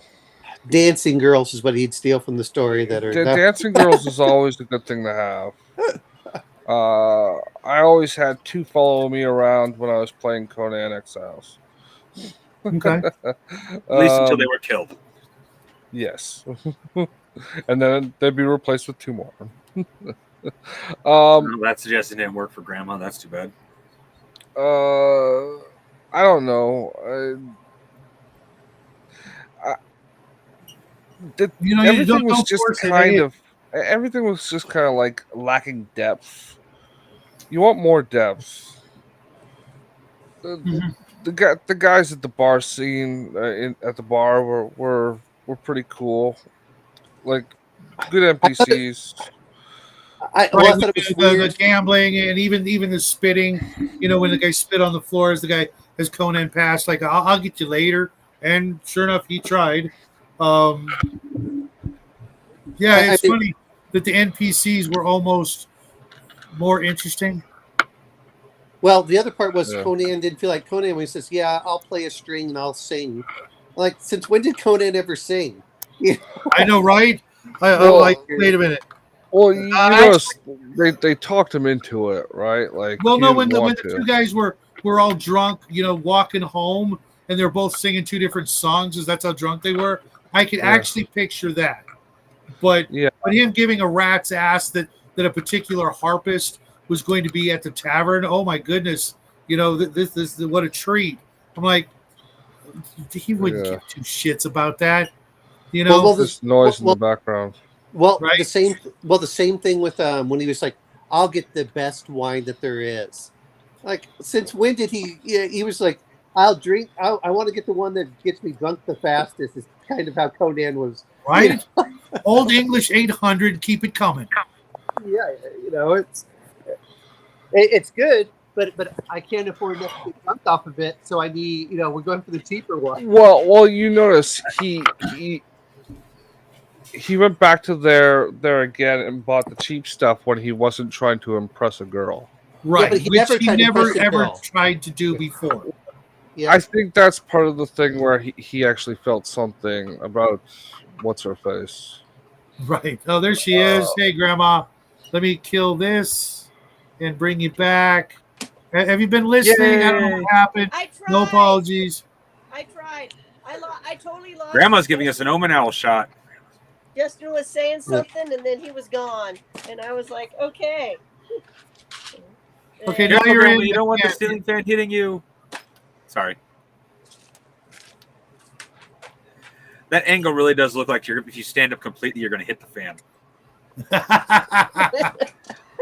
Don't hit your fan, Grandma. Yeah. Well, I had a little bit of emergency, and then I was like, okay, I can just. I lost contact, and I picked up my cell phone to try to stream that way, and it said it was connecting, and then it would disconnect and connect and disconnect. Did the second link I sent you? Did that help? No. I think this is the original link. Oh, okay. Whatever it takes. But yeah. Sorry. Just physically tossing the Conan book off into my pile of I will probably never read again. Yeah. Hey, that's a perfect Pulp Fiction book. That's a perfect pulp book. Hey, I read it once and never have to read it again. Well, but I paid actually $10 for the damn thing. Did you not see the link I put up? No. Well, here's the thing. The one I put up. Yeah, I did, and I listened to part of it, but I had ordered it before you guys put the link up. As soon as Grandma said, and I figured she was still talking when I put the link up. Oh, what was that the case? Okay. Well, I figured, you know what the hell, right? And I kid you not, it arrived like Monday or Tuesday, maybe even Wednesday. Yeah, because you were complaining it hadn't arrived on Wednesday. And I ended up actually reading it instead of listening to it because after I listened to like 2 chapters, I'm like, you know what? I got the book. Let's give it a try because Justin and I were talking about the difference between listening and reading. And since he and I are going to be doing some actual writing, I thought, you know what? I should put my money where my mouth is and see if I learn any things, and then that's how I actually noticed that he was using like some modern slang, even from the Mhm. '80s. I'm like, Howard would have never wrote that like that. He would have never said it No. like that.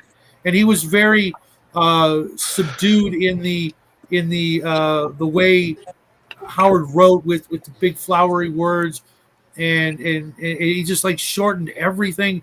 It was like I he felt the cut every corner. vocabulary was dumbed down, and maybe the editor made him do that. I don't know. I don't think it's the editor, to be fair, because this is the same era when you have, a lot of that pulp stuff worked out really well for having that flowery language. And I mean, even Edgar Rice Yes. Burroughs, when I was listening to it, I'm like, this is written at a higher level. Howard was there. And if you really want to get up to it, when everyone talks about High Gygaxian, you don't understand High Gygaxian until you've read The Dying Earth. Once you get to Dying Earth, you understand that's literally, he's just copying that style. Right. Can we get back to the question, because I don't want anybody to feel left out. You know what? Go ahead, Omen. What would you steal from this book? I already told you. I missed it. Really? I said I would do spiders and the Okay. and then of course I like the dancing girls too, so that works out. But, Okay. speaking of which, full side Dancing note. girls. Dancing girls. Wait, did you notice when he was mentioning some things that you can tell that was some of the stuff that they used in the the swaying of the of the acolyte, the women. That's exactly what they did in Conan the Barbarian, the movie. Okay. I mean, I can see that. so they stole a little bit from there. And to be fair, is Milius just simply said, "I read everything. I just stole from wherever," and I just kind of made. Yeah, I'm still trying to picture the outfits the dancing girls were wearing. It was just Mardi Gras beats. That's kind of what I gathered. I'm just like, sounds painful, but I'm sure it was a hell of a show. TCG, what would you steal from this? All the magical items and the cult, but I would definitely change all of it up just a little bit. Like, instead of a spider cult of purity, no, it would be a spider cult of fertility. You definitely some debauchery there. Yes. Yes, and for me, the living spider, the statue spider, would be like accents off to the side while the living spider watched the ceremonies. Like, your god is before you. Fear him always, or fear her. Gonzo, love it. And real quick, because you did bring this up, TCG, that powder of forgetfulness made me realize how the spell forget, which is just like a second level spell in D&D. I'm like, oh my gosh, I gotta need to go look at that and see just how useful that might be in a new context. Because I can honestly say I've never used that spell once in a game ever. Well, that seems more like a role play spell than a combat spell. So, yes, but imagine like Raven's magic user thief. I could see how she could really use that. You know what I mean? She gets caught. Oh, yeah. You know what I mean? Blink. Oh no, nothing to see here. I'm out. I'm gone. Poof. Right, Raven? You're still listening? So, Grandma, what would you steal from this story, if anything? I would definitely steal the various magical items. What I would call the magic that might not be magic. Would definitely add that in. The fake religious cult. They're clearly using animals, and there clearly wasn't a god there at all. Right. Even though there was, obviously they had some way to make rain. But of course, burning oil, we all know that. And I definitely would steal the swamp cat thing that was described with the long legs, but could bound like a rabbit. So in my head, it very much reminds me of like a rabbit version of a cat, but also with it was almost Ardunian, wouldn't you say? Yeah, like you. And there's a wolf down in Argentina that lives in the marshes, and they call it a wolf anyway. And it's got super long legs like that, so I could see where the long leg aspect came from. So yeah, I would do something with that cat for sure. The beaded ladies, Yeah, but you definitely they're yeah, it was a weird. The cult was weird. All this purity stuff, and but they're worshiping a spider god with basically women dancing in beaded outfits, nakedish.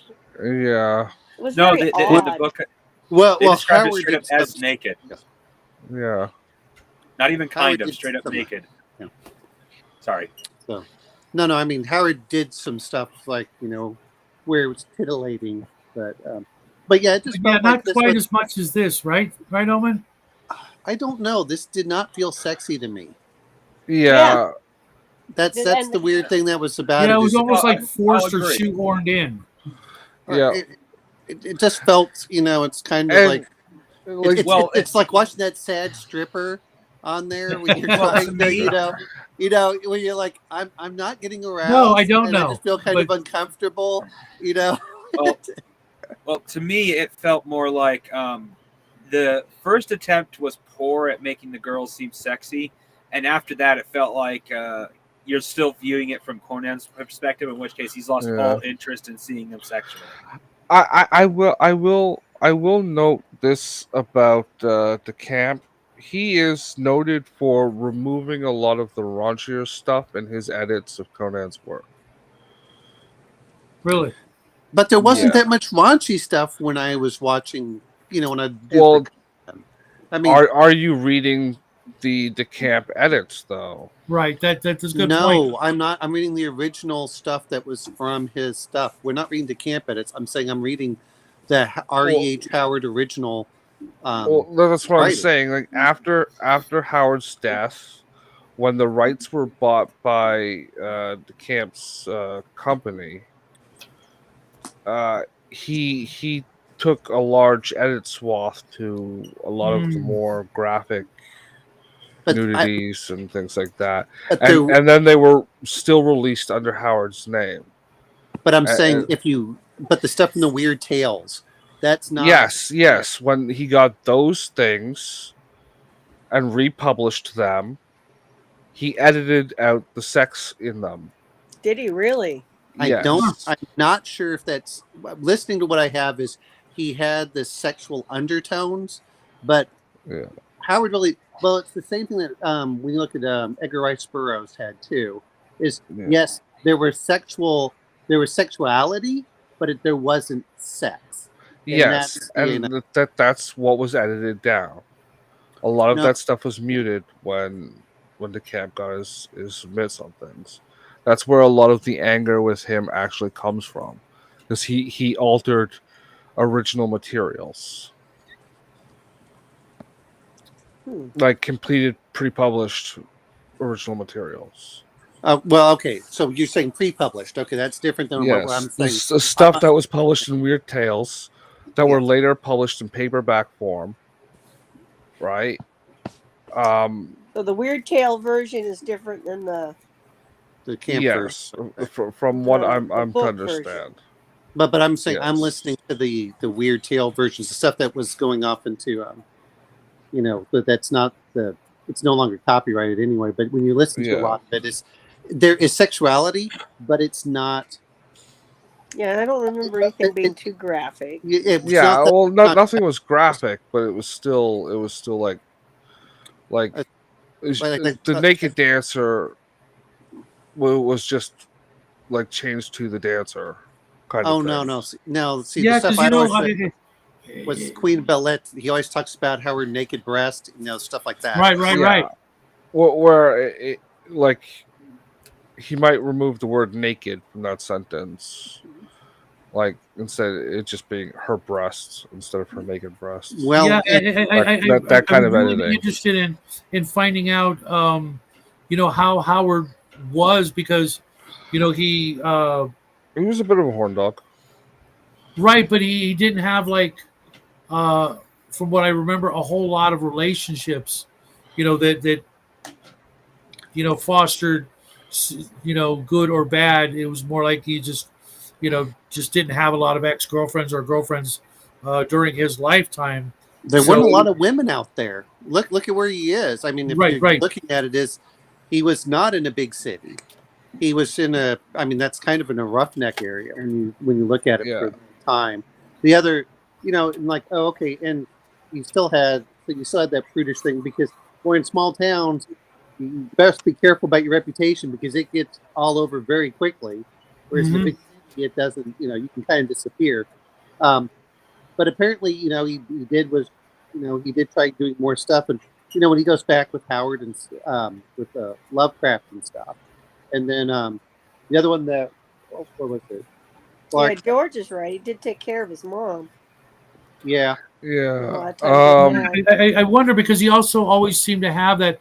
That's Conan seemed to have that sort of, and Howard himself, that sort of chivalrous aspect to interactions with women. Sure. Yeah. Well, according to that video, that what do they call that? Not documentary. Whatever the stupid movie documentary. I posted a link to it in the chat about 2 weeks ago. From the mid-90s. He was dating this girl, and there was a misunderstanding, and she ended up marrying one of his friends around the same time his mom died, and like that was the compound, like the only woman he ever loved besides his family. Well, I don't know what's going on through his head. The problem is as soon as his mother passed away, he shot himself. So we don't, there's not. It's not like he was the person that wrote a lot into a diary and things. Right. That clearly, that was devastating to the point of, pulling out a pistol and handing it right then and there. Yeah. I can't even imagine the depths he must have sunk so quickly, just like flick a switch and boom. Okay, well, there ain't no reason to live. I mean, I can't even imagine ever being like that. So from what I understand, he had what's that? Where you have the swings of mood. You mean manic depressive? Bipolar. Yeah. Bipolar. Well, yeah. I don't know if but that's and you don't know when things suddenly don't turn well, and we don't know what else is going on. Yeah, we don't know. But a lot of people come back and they go like, "Well, that person must have had this or that." I think we can all agree it was a tragedy. The little bit that we got, which wasn't really all that little, was absolutely amazing. And I am, of course, speaking of Robert E. Howard, not L.Sprague DeCamp. The jury, I think, is still out on that particular writer. And I don't know I don't know how old DeCamp is or stuff like that. And if you're alive and you're watching this, L.Sprague, we will give you another chance later on in the year. He died. He's okay, no well, with us. If you're listening, El, just saying, it sounds like you're phoning this one in. I'm sure you could do better, but the jury's still out. El. I know. I'm sorry. I did that. And sorry, El, wherever you are. I should be pointing downward when I say that. Yeah. I don't think he was that evil. No, not at all. He just wasn't religious. Night, and let's just to tie that up. If any of us were in that position, I don't know how I would fare in that position. Thank God that none of us are in that position. Losing the ability to walk and being forced to spend that much time alone and in a hospital bed. I don't know. So apparently he died at the age of 92. Why couldn't Howard live that long instead of DeCamp? Well, that's the problem. Well, again, when you look at this stuff, I don't know. Now, apparently about $100. So okay, Anon, you take care, buddy. Now I'm just saying, I have no problem if the second we invent a time machine, we go back and we do some blood sacrifice rituals. we just take DeCamp, put him on an altar. Well, I don't hate DeCamp. I think the problem is that we're getting fuck that guy. Fuck that Well, guy. I think No. the problem is, I like I pointed out, the book felt constrained. Like the best. Well, not just constrained, but like I said, it really did feel watered down and phoned in. Yeah, it wasn't his best work at all. And I mean, That's think for sure. about it. I guarantee you, anybody here, if we were to not necessarily write a Spider God novel, but a Spider God adventure, I think we would knock it out of the park. Well, Sure, I'm gonna it's easy to bring say something else out. after the fact, but I have faith in all of you guys. Well, no, I think part of our problem is you're using an established character with a well-known writer, and you aren't nailing it up to the point that we can feel like it was Howard writing it. I don't know, dude. I could say one name that can prove all of that wrong. What? Batman. No, because Batman's changed in tone so many times through his. Yeah. It would depend Subtly on the here Batman and era, there. man. No, like radically a lot, man. He's changed a Other lot. than the no guns thing, I think everything else has stayed pretty okay. Even Superman. No. Even if you look back at that, go look at the 1930s, and you go moving forward. They my reinvented time machine's in the shop. Can you sum up for me? Well, I mean, if It's you called start the internet, bro. Yeah, That's published material. You don't. Yeah, need the to characters watch they all that. get reinvented constantly. In the Well, You think so? Well, Yeah. They get You just reinvented, gotta but look at Superman 1 from like 1970 whatever, and Or the even new Wonder Superman. Woman. No. Go back to the 1940s and look at Superman and how he feared guns versus Superman now. Yeah. Well, we're not gonna look at Wonder Woman. We already discussed we're not doing hardcore bondage material on this show. Right. But no, I mean, when it's coming down to it is, again, it's not that it bothers me of all the writing and stuff for this as much.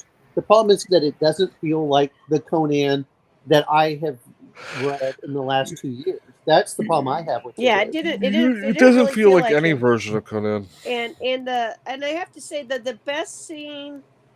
Okay, the best scene in the book, as far as descriptions went, that I felt was getting some kind of description that I could really get into, was when he was in the marsh.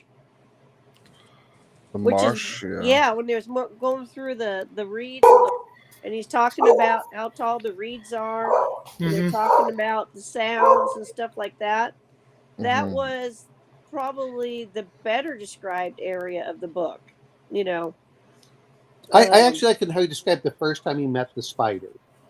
It's like, oh, okay, but it just feels like how do I want to put this? And this is one thing I noticed with a lot of older writers, whether it's Dying Earth or Edgar Rice Burroughs, they had an economy of words by using those higher elevated words, so they could instead of putting so in 2 or 3 words they could describe something most people take a full sentence for. And that's where I think that we're. I think that the art of writing in some cases is lost on that, and I think that we've gone. I say this is someone that does technical writing. Technical writing that's more the style I see now versus the actual what I would call the luxury of words. Whenever you start the purple prose, but they actually discourage purple prose these days. It's not as popular with the audiences. Again, it comes down to: are you writing a book that's going to be mass marketed now and no one's going to remember it, or is it going to be something you're going to write that people will enjoy for decades? And that's what I'm referring to. Is those are the things that come into it. Like Edgar Rice Burroughs, I never knew about him. On my 10th birthday, my friend had me.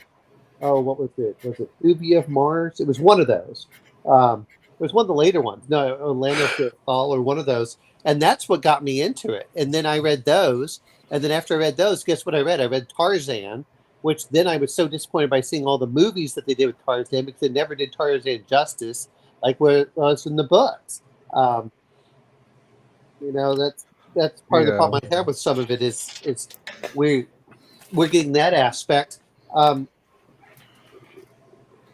I the only one when I read Conan, I can't help but think about Tarzan? Well, I'll be honest. Like I told you, Shadow, at the beginning, Tarzan. I've not read a Tarzan book yet, which my bad. I need to do. I I'm okay with like that. the writing style, and the subject matter. I could easily see how Burroughs would have influenced Carter or Oh no, Howard. Lynn Carter was a Howard. big I mean fan Howard. of Sorry, Edgar Rice I meant Burroughs. Howard. I could see how Yeah. Edgar Rice Burroughs was a big influence on Robert E. Now, Howard. Mr. L here did not like Edgar Rice Burroughs' writing. Well, clearly, Yeah, which But I thought was odd considering the genre that he ended up writing. well, because he was like 2 levels above him minimum.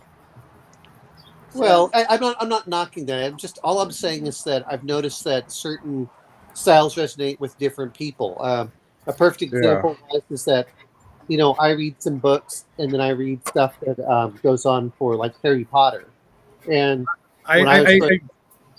Go ahead. I'm not knocking Harry Potter. I'm just saying Harry Potter to me is an easy read that I can fly through, and I can get through like 100 pages an hour, no problem with it. I wish I could have done that today. It literally took me probably twice as much time to read the book by reading the book than it would have to listen to the book. Took I you 12 think the hours? book dragged. I felt the book dragged. It wasn't that I wasn't enjoying it at all, because I was, but it just wasn't. It wasn't at that level that I expected. I'm also going to look. Well, I'll tell you this: I listened to the book, and I listened to it on 2 times speed, and it was still kind of long. I'm going to mention this much. If you look at Howard's normal stories were approximately what 40, 50 pages.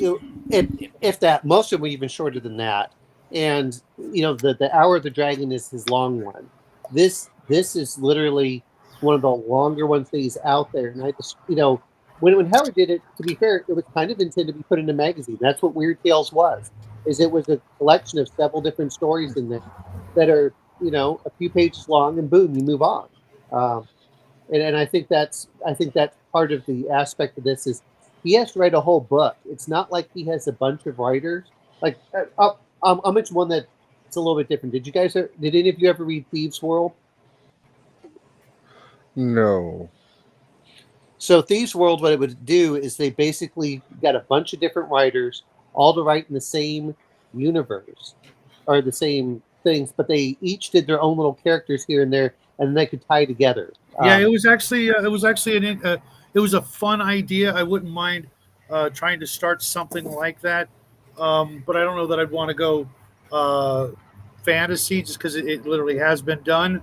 But another thing I wanted to say real quick, just before I forget, because I would, when reading this book in the intro, somewhere I remember hearing that Rudyard Kipling was a big influence on Howard. So now I got to go back and read some of his work to see where that ties in. Yeah, Kipling. Kipling wrote some good stuff. The Jungle Tale. Book. Yeah. The Jungle Book. He read a couple. But I mean, those are. I love his poetry. Oh yeah. Yeah, but I think there's a lot of, we're trying to say stuff, and it's like, look, who's buying these books and when? When you had Edgar Rice Burroughs, what was competing with Edgar Rice Burroughs? Well, radio, maybe radio. True. That was about it. Well, too, they're also like, because we're talking Pulp Fiction, and if they're writing for Pulp Fiction, they're often writing, That's a really good point. What were they being asked to write as well? So, what would a publishing company agree to publish? It depends on the exact magazine, I think, because there were several in that era, not just weird fiction or weird science or whatever. There were other publications out there, probably specializing in different kinds of two-fisted fiction. Mm-hmm. Well, I'm going to mention like Poe. Poe wrote a lot of equivalent stories as well. These were all the same thing they used to call about the penny dreadfuls and stuff like that. Mm-hmm. It's like, look, if you didn't like a story, it didn't really matter. Okay, there's another story in there that I will like, and so you got a lot of it. But the other thing was when they're writing for me too, George. I loved Tarzan. And when you read it, is all you had to do was, a lot of times it's like, how much can you write in 30 days? That's about it. You weren't getting royalties on a pulp. When you wrote down a pulp, you got paid up front, and then you never got any royalties off of it. Yeah, if you were lucky, if the magazine didn't stiff you. Well, Mhm. yeah. That Or happened they a didn't lot. fold under or something like that. I'm certain Yeah. there are so many great stories that we'll never see because they were just tossed. Well, and Yeah. did they think it was going to be resonating as well? And that's what you see the evolution of like Well- Howard as he was getting later and later in his writing. And there's a difference between when Howard was writing Sure. and what would get published, and then later on when somebody like DeCamp's writing and Well, what Yeah. would get remember published. the DeCamp is also that's why I was trying to mention. DeCamp is also dealing with different mediums. You have to deal with comic books, which at that time you also had the Conan comic book. You had television. You had radio. You Movies. had movies, which but I mean some of these earlier ones you really had movies, and that was about it. And Yeah. most of them weren't going to have the budget to make some of the stuff. So. Well, even when the camp had the publishing rights, I believe it was the camp. They were having some financial problems because I believe it was his run, which was the second one of the Conan works, had the Frazetta covers. Yeah. And he like Frazetta famously didn't do any work for the Conan movie because he was asked to be the art director on that. Because they stiffed him. He stiffed him, and they lost the. They were supposed to return all the paintings, and they never returned the last one. Yeah, well, they lost that's two why- of his paintings. Yeah, I was I listening already to heard one. Well, but- I was listening to his granddaughter talk about it, Oh, and she was talking about some of those things. She explained why he didn't get involved. And stuff like that. Yet, look at Fire and Ice, which he absolutely was part of for the French. But Frazetta, in many cases, didn't draw. He drew Conan on what he wanted Conan to be, not the way he was described in the book. To be fair. well, he never read the books. Yeah. That was famous because he got that first painting back, and one of his friends was telling him that he was slightly wrong, so Frazetta cut the head off of Conan on the original, and well, he scratched it off and repainted it because he Yeah. had no. He says there's no neck. That's what he. yeah, And there's actually, no neck. to be fair, is Frazetta inspired Boris Vallejo, and then Boris Vallejo, his wife Julie Right. Bell, was one of the first ones to actually do the Conan. She was the first female to do the Conan comic Yeah.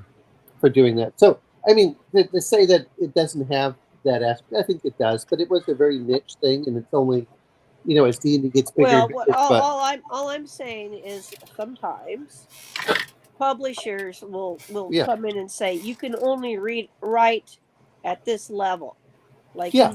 you can't use words above this level of education, Yeah. and they tell that to the writers. And so sometimes when you're reading books, Yeah. especially if you see a sudden drastic change in language from the same author, you have to ask what constraints were being put on them besides Yeah. that's an editor, and I'm not disagreeing with that at all. That's why you want to become famous. But like they said, this is the first. I think this was the only Conan book that DeCamp did by himself. That's true too. The other one was out. The other part is it's too long. To be fair, it's 175 pages, and what it should have been is it should have been 4 smaller stories, which would have been a typical Howard. If this, Or at least half the size. Yeah, Well, I think he could have gotten to the final scene much quicker. I think he could have done 50 pages and done 4 stories, and he would have probably done much better. Yeah, they could have all been themed around spiders, like All right. four. So, did we get any spider deep things. insights from this book? Because since we're being literature snobs, critiquing away, because we've listened to the intro of the last book. I don't know if any of you guys heard that; it just went on forever. Oh my gosh. Oh, I skipped the intro because I don't care. I just want to hear the story. I don't normally either, but it happened to be playing. I was doing something, and I was like, "My God, this guy's going on forever." So I'm going to bring up one thing though, and I really wish I had done it, and I only respect it nowadays, is reading the forward to the first edition books and even the second edition books, because they explain so much in those first 2 pages of the philosophy of the game. And as a kid, I said, I don't care, that's not part of the rules, and I just skipped it, and that was to a detriment, actually. No, yeah, reading those forwards, on those books, But even second edition, when you read second edition, they explain what they were doing. You're like, oh, okay. But it's so funny that people don't read it and they want to argue about all this stuff. He literally says it in the forward. Go read it in the forward. Yeah, go read it in the forward. It's right there. Well, I know I bring up Morkborg a lot, but that's one of the things I like about that is that there's no way you're missing the fucking philosophy in that book. There's no skip. There's no fucking skipping over it whatsoever. Yeah, it's on every page in every art choice and illustration. So like, if you miss it in that book, you're slamming your fist against your chest while drooling. Okay. So what do you guys think was the subplot of this book? Always have a giant boot. The problem that I had with this is, and now I'll be fair, is I was listening to 2x speed, and I would kind of zone out for a little bit, and then I'd come back. Like, I caught half of that, but I'm not going to listen about all of it. I think, really, it was kind of the romance aspect to it, which was not why I read Conan. I don't read Conan for the romance. Especially when you know, like if you know about Belit and you know about his later wife, who has his son Crom or Khan. Either way, it's a transitory thing, and there's too much wasted time on it, knowing that no matter what you think he feels about the girl we couldn't pronounce her name, she was just a cutout. She was just a placeholder until his first like Dora or... Whoa. No, it was like Rabida or something. It was just like, what the hell? Really? Of all the easy close to being normal, but not at the same time. So, I mean, if you look at, listening to all the Conan stuff, there was romance in there, but guess what? Every time he did another story, it was a new girl. You know? Yeah. Except for Belit, who was like throughout. I mean, he No. Belit was only in one. She was only in the Queen of the Coast. Right, but I mean, he literally tried to bring her back from the dead, and it seemed more. When did he try bringing her back from the dead? I don't remember that in any of Howard's books. Oh yeah. He went to like some witch doctor and shit. Yeah, I think you're mixing it up with one of the other authors. I don't know. It's always stuck in my mind, and I've only read. I'll show you the books that I read, and they are the ones edited by Lynn. But see, that's yes, Raven. He was. They call that a lech. It's a lech. That's the term for myth. No. He was a cad. A cad. No, I don't even see. No. He was always. He was opportunistic in that area. I don't even say that. It was just that's what the people did, because he wasn't the only one. If you notice, hell, the innkeeper was selling his daughter. It was it was just the way the world was. They had completely different morals when it came to sex, and it was very common for all of that to take place. But he just that's how real men spent their time and their money, as opposed to surrounded by books and incense and all that, those trappings of society. Real men, they did their work, they came home, they got drunk, and then they did stuff. But for Conan, the only one shake my head at you. The only one that Conan actually seemed to have a longer relationship with was Valeria. That was the only one where he talked about having the long. I guess there were a couple of queens and things where he rebuffed them, and they would get mad at him. He's like, "Well, you could have been king." He says, "Well, I'm going to be king by my own hand, not because I marry you." You know, but you know, he never. That was his whole thing. Is I'm going to be a self-made man, not because I married into. Not a kept man. Well, I'm not saying kept man. I am going to be a king by my own hand, not because of political machinations or stuff like that. Or to be some male concubine. Yeah, but Conan was never that way. If you actually look at all the stuff he did, I mean, he could have overthrown the queen himself and become king. I mean, he had that opportunity. He just simply. Conan, question. I think, represented freedom. He represents the savage. Well, I want to say it was the raw human being is what I want to say, rather than the trappings. Quick question for Shadow. Oh, yeah. Yo. How much longer is the show going to go? I just got asked to do some chores. Yeah. You know what? Yeah, if you need to leave, bro, just leave. Yeah, just leave. Don't worry about it. We're not keeping you here. Yeah, you're not on a chain. Yeah, Zenobia. Okay. That was his wife in Conan, the books. Made her. I was afraid more to take me too long, so. Well, and you have to be careful on it because again, you get if you want to return. You know, and it's like, okay, what were his actual notes versus what was the stuff they redid, or they, you know, it's just like Brian Herbert. I took my father's notes and did the Dune books or the Silmarillion.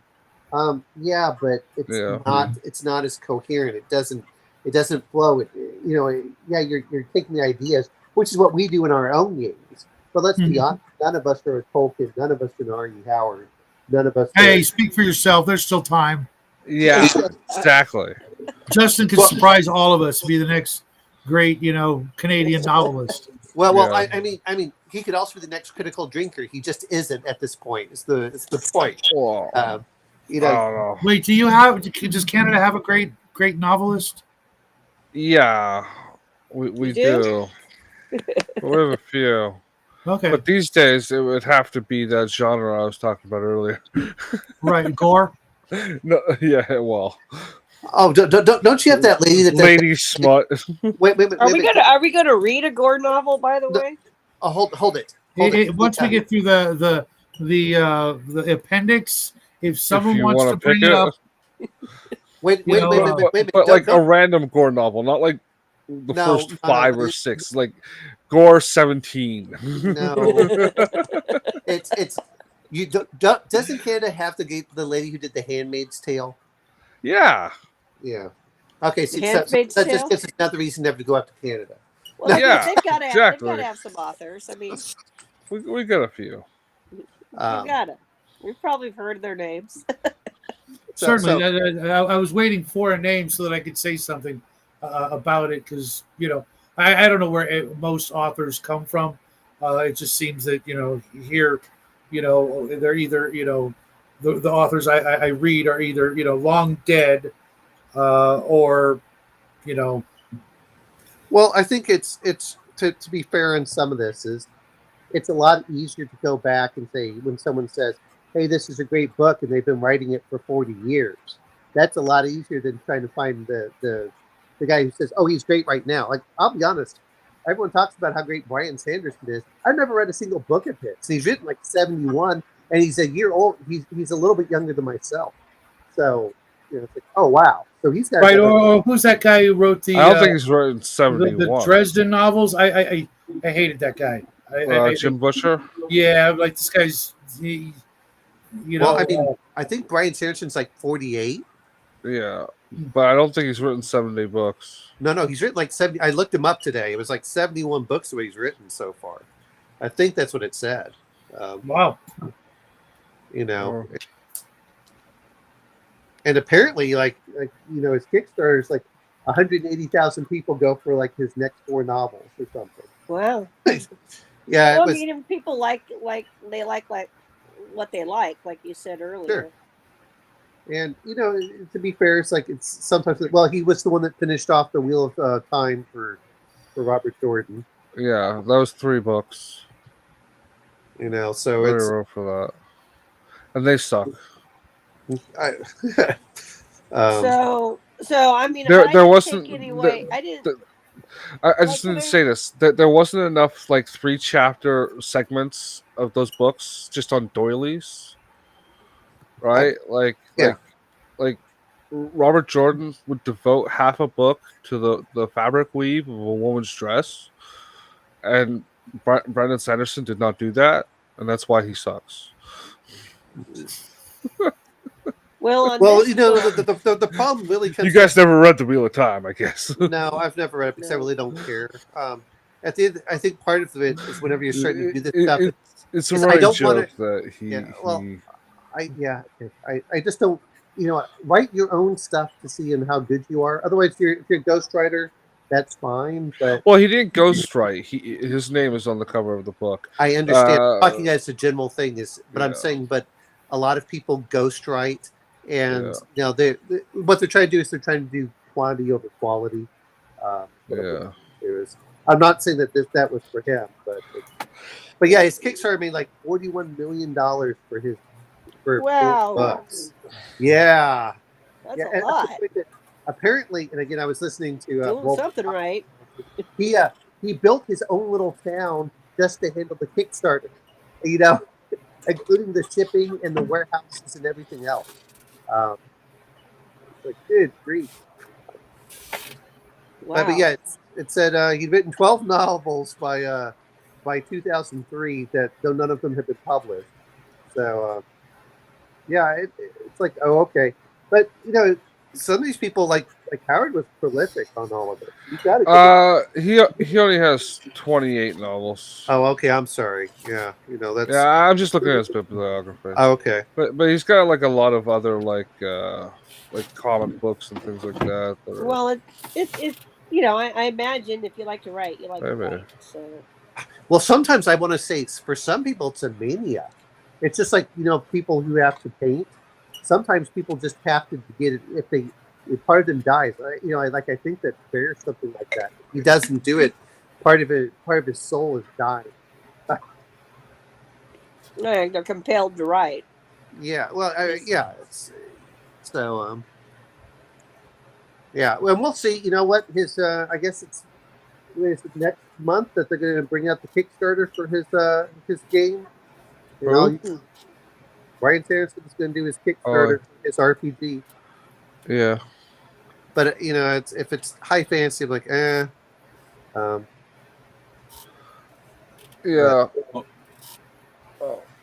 I guess Sanderson also has a bunch of novellas. Yeah. Well, I'm counting novellas as book too, I guess. Okay. So that's probably another 20, maybe 30 of them.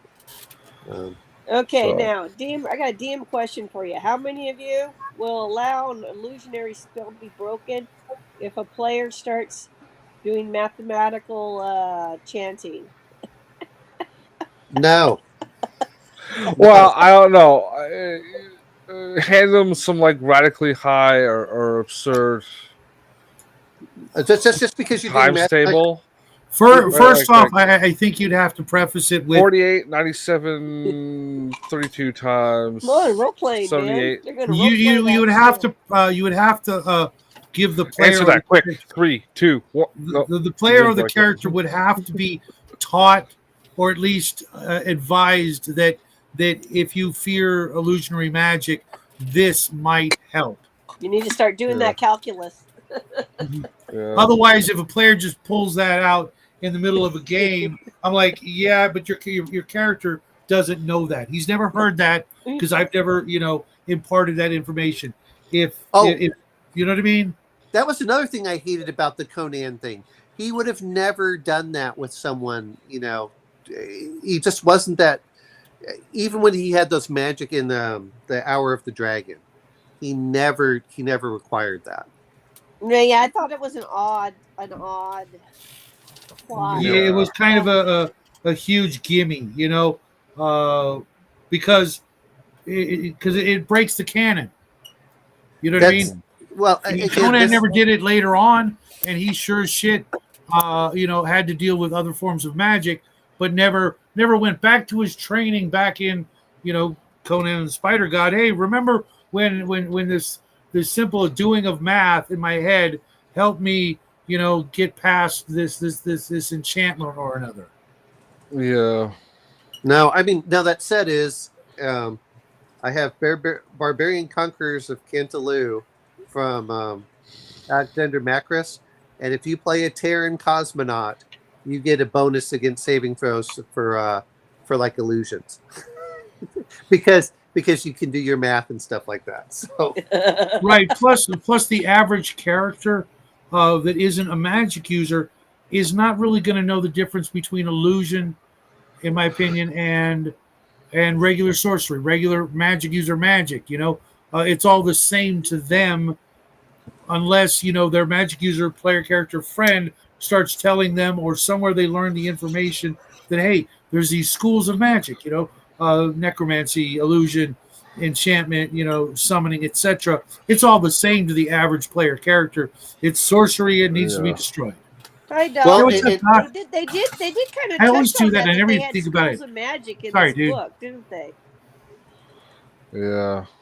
Which was also different from the short stories by Howard. Because in Howard, it was just there's magic, it's dark, it's dangerous, it's mysterious, it'll probably kill you. Uh-huh. and even when he was going through, is he would luck out for some of it, or that was the and but or in a couple of cases, I think he'd been like blessed by a priest or something, so that blessing would like carry into the next spell. Yeah, I don't yeah. remember him the getting a god- blessing the- for as much. I mean, there was sometimes there was a I think there's he a got little bit of a blessed magic by protection. Mitra. He got blessed by Mitra, right? In one of the stories. Mitra. In Yeah. the Sword and the Phoenix. Yeah, Sword Yeah, of the okay. Phoenix. Yeah. Yeah, the whole Mitra thing, the whole Um, prophecy and all that he became part of. Mm-hmm. Which I don't know. Which is funny because in literature, the spells always have like a phenomenally long duration, but in our RPGs, there you're counting the seconds before it's gone. Yeah. No, that's only if you're playing Advanced Dungeons and Dragons, which is a tournament stuff. Which is he had 4 hours to get players through the module. That was. I mean, that's why I have to laugh at, because when I look at like the BX stuff, they put it at longer durations. You're like, Right. oh, okay, and it's a lot better than what we're having with 5e, where you can't like if you remember, the first edition and second edition, you could stack spells, but in 5e, you're only allowed to concentrate on one spell at a time. Like, that's kind of crap. Yeah, you cast it, it does its thing until its thing is done, and then you do another one. Sure enough, shit, it stacks. Yeah. Why wouldn't you? I mean, if you're doing spell slots. I understand if you have to concentrate to keep the spell up, but if it's a fire and forget, you don't have to. I mean, you do the thing. It's doing its thing over there. Now you can do something else. Well, no, 5e had its had the concentration, but you couldn't concentrate on more than one spell at a time, so you couldn't stack them because of that. Like I said, if it was a spell requiring a concentration, sure. But if it's a fire and forget, like a bless or something like that, then or a protection from normal missiles, yeah, you can stack all kinds of crap on top of it. Why not? Especially if it's coming from like two different sources. It doesn't make any sense with things like healing. Okay, if it's so the person gets healed, now they're not healed because. Well, I think that's the fait accompli with that kind of thing. You're right. I mean, there's just some spells that once you do them, they're in action. You don't have to concentrate on them anymore. They're just going to keep doing whatever it is. But that's not the kind of thing that's being referred to. No, I'm referring to, as far as the game, is if you look at like 5e versus 1e. There were a lot of spells that I could stack on top of each other right before combat. Right. And you can't do that in 5e in certain cases. Well, you can't do that if you follow 5e the way it is. But the first thing I did was go and start breaking 5e when I was running it as a DM. Yeah, why the hell are we talking about 5e? Well, the first thing you need to do with 5e is light up your fireplace and throw the books into it. 5e is not a bad game. It's just bad players and bad DM. Yes, but it's encouraged by the people who wrote the game. I don't really care. I just took the rules and said, okay, these rules work, but I don't like these rules here. The ones I don't like, okay. Well, there's my one ebook. Let me pull that down. Let's see what advice. Oh yeah, we'll do this instead. Well, but the 5e has a Shadow. lot of stuff in the background that no one reads. That no one reads the Dungeon Master's Guide for like the optional rules, which make it a lot better game. Oh yeah, you take those off. What's up, Justin? I was gonna say I'm thinking I might take off at the half-hour mark. Yeah. Oh, okay. Then something else. Yeah, also, I think the 4E DMG is good too. I believe Dark Knight of Hibernia gets the next pick, and he picked the first Elric book. And I thought you weren't letting people that didn't show up pick. Well, he picked last time a while back. Yeah, but he was supposed to be here for this session to be able to pick. He had a health issue. I don't care. Right. And even if he doesn't show up or whatever, it's on the list. So after that, I believe it's Omen's pick. Okay. And then after that, we're going to go. I think we're just going to start over, unless Dean Powell, if you catch this later, if you want to drop a book in, because you're here and following along and stuff. If you want to be the first melded bone. I'm gonna say this much. I'm gonna pick the Dying Earth just so people understand where. I knew you were, and good on you. Awesome, Dying Earth, good choice, man. Yeah, very good choice. Maybe one of the most, informative toward what made D&D, at least in the magic system. I'll see why I call them mad scientists. Mm-hmm. And after Omen, I think we're going to start the cycle all over again. Raven hasn't picked yet. So Raven, technically neither have I. Okay. I'm sorry.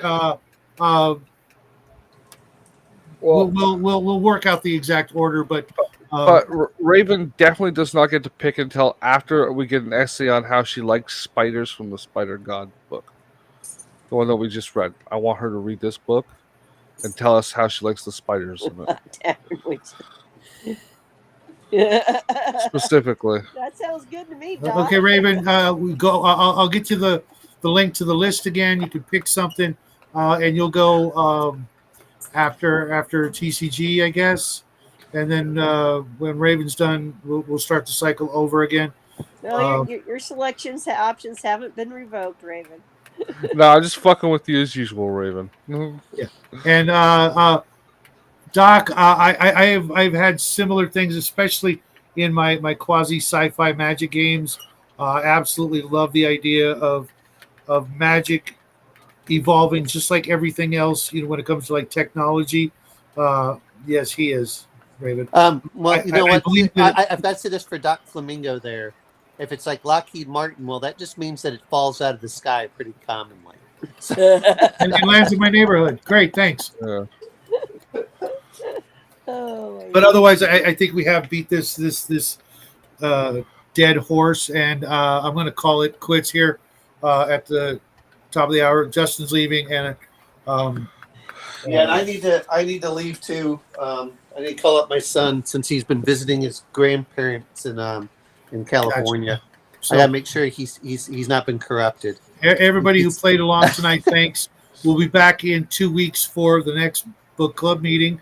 And if one of you also would like to join, and come in, because sometimes people can't make it. And like tonight, we had an extra spot open the whole time. We can have 6 people at any given time. And Raven's always having technical issues, so you never know who's going to be here, who can't, etc. I had him last today. One thing, if anyone can find a review copy of Elric of Melbourne, put it in the group. It's the Cliff Notes. Not the Cliff Notes, the review copy. That's the polite way of saying R matey. Gotcha. Like that YouTube copy of the last book, because I'm pretty sure that wasn't in public domain. Yeah, but you know what? It's up to YouTube to take it down. So yeah. And I've got several copies of Elric, as well as other things. So I'm usually good. So book 1 of Elric, correct, guys? Yes. Yeah, that is. Yeah, unless I can find an audio book of it. It's out there. Cheap or even free. Well, that's why I said if anyone knows it where is one can definitely on go. YouTube because I just went through the first 4 or 5 books of the series on YouTube. Because that means you know where the Okay, link is and can drop it in the group chat. So to be fair for this is a collection of all of the stories, and they just name it after the most famous of the story in there. But yeah, but at least the first one that tells you his background for it. So we're reading the first book. Okay. Yeah. So it's the I just listened to him, Doc. Just not even 6 months ago, I listened to up to either the Howling Tower or Weird of the White Wolf. Yeah. So this one, it's the. Let's see. For this book, it's got several volumes in here. It's volume 1, volume 2, volume 3. Very good point, Doc. I mean, George. Sorry. That is one of the things that I think the Elric series gave to us, besides Black Razor, was an idea of where Gygax was getting his idea for alignment. And you guys, you'll see that when we get there. You'll have 2 weeks to read it, and I want a book report on my desk no later than Monday of the preceding week. Yeah, it's your doctorate paper. So I mean, this is to be fair. I was getting into a discussion with someone about acts, trying to explain law and chaos, and they kept on trying to do it. Oh, that means like this. That means like this. I said, no, it's a cosmological battle. It has nothing to do with like a Palladium style alignment, and people don't understand that. When it comes to Melbourne, do any of you have a copy of the book to hand? Okay, can you turn to the last sentence of the story we're reading? The last sentence of the epilogue, 162. Let's see. Okay. Does it say? And then he turns his eyes to the sky and says, "I'll be myself when I return to Melbourne," or something like that. I shall be a new man when I return to Melbourne. Okay, yeah, okay. I found an audiobook copy of it. I'll put it up. It ends abruptly, so I wanted to make sure that was the end of the story and not. Yes, well, it says epilogue in there, and to be fair, these were all kind of short stories. Again, these are kind of your. It's another 6.5 hour story. Yeah, which is. But yeah, I mean, I've gone through this. I think I've got how many hours I've got left, but this one's like 20-something hours for audiobook because it's got so many. Now, I don't mean this one, but I mean because it has the compilations of them. So it's got 4 books in this one. It's got 4 books in this one, which is the Vanishing Tower, Revenge of the Rose, The Bane of the Black Sword, and Stormbringer. And I'm in Stormbringer right now. And then I've got the last one, which is even thicker. I'm looking on Audible, and it's only got the 138. Okay, go pick these right here, because I got these on Audible. If you actually go for that, on Audible, everything is like, because Audible takes things down. Mine are still there. Yeah, no, if you've bought them, you still have them, but they have limited purchase windows. Oh, let me see. Let me check because it may still be up there for. Let's see. There's also Hulu. Check it out. Okay, he does actually.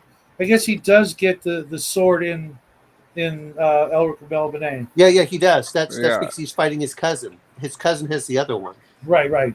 Mornblade. Yeah.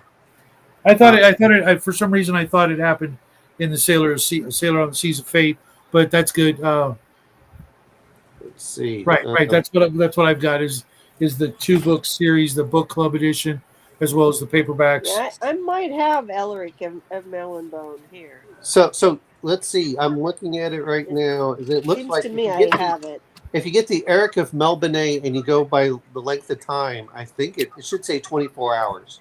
Yeah, 24 hours, 12 minutes, and it's got 4 stories in it. Yes. No, it's only the first story that you were referring to in as Yes. Eric with Melbourne. Yeah. Yes. I posted that one on the Okay. group chat in audio. Yeah. Okay. And then it's got like the 1.5, then 3 is available, then 6 is available, then that's it. Well, see, so like this one, this one. It says Stormbringer Volume 2, and that one's 27 hours. That's not showing up for me. Try typing Stormbringer the Elric Saga. It should say Volume 2. Yeah. By the way, I'm gonna have to break this out, I think. Yeah. Oh, Is okay. that an RPG? Yeah. Oh, right. I've got and there's also the Elric RPG made by Chaosium. Oh, you mean where Chaosium screwed over Warcock and didn't pay him? Probably wouldn't surprise me. So that's well, no, I mean that's why he got stripped. Oh wow, this one's actually got dice in it. And then got dice. Yeah, I know, right? Hey, Justin, and then this one's 35 hours. You didn't lose those already? No, it's got maps and everything. Holy crap! I haven't You looked didn't at mess this up box. the maps? So Elric is David Bowie. Yeah, I think you're right. Bowie. I'm seeing Stormbringer here for 27 hours. That's funny. Yeah, that's the right one. 27. It says Elric. Yeah, it says book 6 on the thing. It doesn't say. It does, but mine comes up. It says Stormbringer, and then if you read the little thing, it says book 6. But if you actually look at it, there are 4 books inside of here that are called. Yeah. Okay, you're not talking the actual, like because no. We're talking Audible. Yeah, we're talking Audible. It has the volumes, and so it's volume. Yeah, but how is 2, it that many freaking hours? Elric and Melbourne is 130 pages. Yeah, that's normally it's. Yeah, it's 6.5 hours, but then just for that one. for that one. But then there's 3 other stories with that. Yeah, they compiled them. Well, okay, so it's an omnibus. Okay. So it does have like Sailor on the Seas of Fate and then Weird of the White Wolf in one set of covers. So book 1, volume 1. Now we'll call this volume 1. Volume 1 has Alec of Melbourne, Fortress of the Pearl, which I liked, Sailor of the Seas of Fate, and The Weird of the White Wolf. Okay. So that's volume 1. Volume 2 has The Vanishing Tower, Revenge of the Rose, The Bane of the Black Sword, and Stormbringer. Okay. And then volume 3. I've never heard of, but I've never read. I actually have the graphic novel of the first one you mentioned. It's not one of the original ones. The Pearl, whatever. Yeah, well, these are done. When we're talking about this, they've compiled these in chronological order of Elric, not in the print order that they did. Right, because 2 of those, one from each of those 2 books, did not come out in like paperback for a long time. Oh yeah. So and then this one has The Dream Thief's Daughter. Right, that one didn't come out until way later. That's 2001. Right. And then The Skraeling Tree, which was 2003, and The White Wolf's Son is 2005. Yeah, see, I never even heard of Elric having a kid. That's crazy. Actually, if you read the Fortress of the Fortress of the Pearl or the Dream Thief? Anyway, that one is he talks about it because but those again, see, I stopped reading Elric before any of those other books were written. Yeah, well, Fortress of the Pearl was 1989, so that's why you probably missed that because that's where he talks about he has sex with one of them and it references the fact that she gets pregnant. Right. See that I literally up until recently I hadn't read anything Elric before 89, or I mean after 89, and so there was the first 3, Melbourne, Sailor, Seas of Fate, Weird of the White Wolf, Howling Tower, Bane of the Black Sword, and Stormbringer, and that was it. Those are all before 1970. But Revenge of the Rose, which is between The Vanishing Tower and Bane the Black Sword, was written in 91. So, I mean, that's... Yeah, I might actually have to go find it. Although I do have the graphic novel for one of those that Marvel put out. And I got it recently, but I didn't read it. So, But I mean, and then there's Elric at the End of Time, which I don't think is technically. I think it's a bunch of short stories, and they may be in that. so if you look at this is Yeah, what? that's I only got like one book here floating around. So yeah, and it talks about the reader. If you go to the back, because he wrote a lot of stuff more of and smaller stuff in there, and then they combined it into one big it makes sense. book. It's got like the reader's guide. It tells you which order you're supposed to do it in. Yeah, it's like, oh, okay, this is what you do. And it says the first 5 were collected as the Stealer of Souls in 1963. Then later split up and recollected in. And so, they get merged into a lot of stuff. But yeah. Because I think after that point, what happened was I started reading like the Chronicles of Corum, Hawkmoon, and Count Brass, which were the other 3 parts of the Eternal Champion, the 4 characters that came together to be that one weird 8-armed weird monstrosity you guys will read about later. He must have done a lot of drugs, I'm just saying. There's all that time hanging out with Bloister Colt and Hawkwind, and he was a character, just saying. But and they go through like all the different stories and how they were recompiled and stuff in the back of the book. So you're like, this one was part of this book omnibus, but then they moved it apart. They brought it back together, and it's. Omnibuses are usually, as Doc says, or you could drop a hit of acid, listen to a few Hawkwind albums for the same effect. Plus, you get Lemmy. When we do these books, if we think there's an RPG besides obviously D&D that ties into the D&D, books, we should probably mention those games. Yeah, I'm gonna actually. I am going to actually go through because I have not just the Stormbringer game. I had no idea there was an Elric. I knew there was one, but I never knew anyone that had it. There's also the Elric role-playing game, which is not the same as the Stormbringer role-playing game. Resource too. And they're both Chaosium. But I do know there's a. Sorry.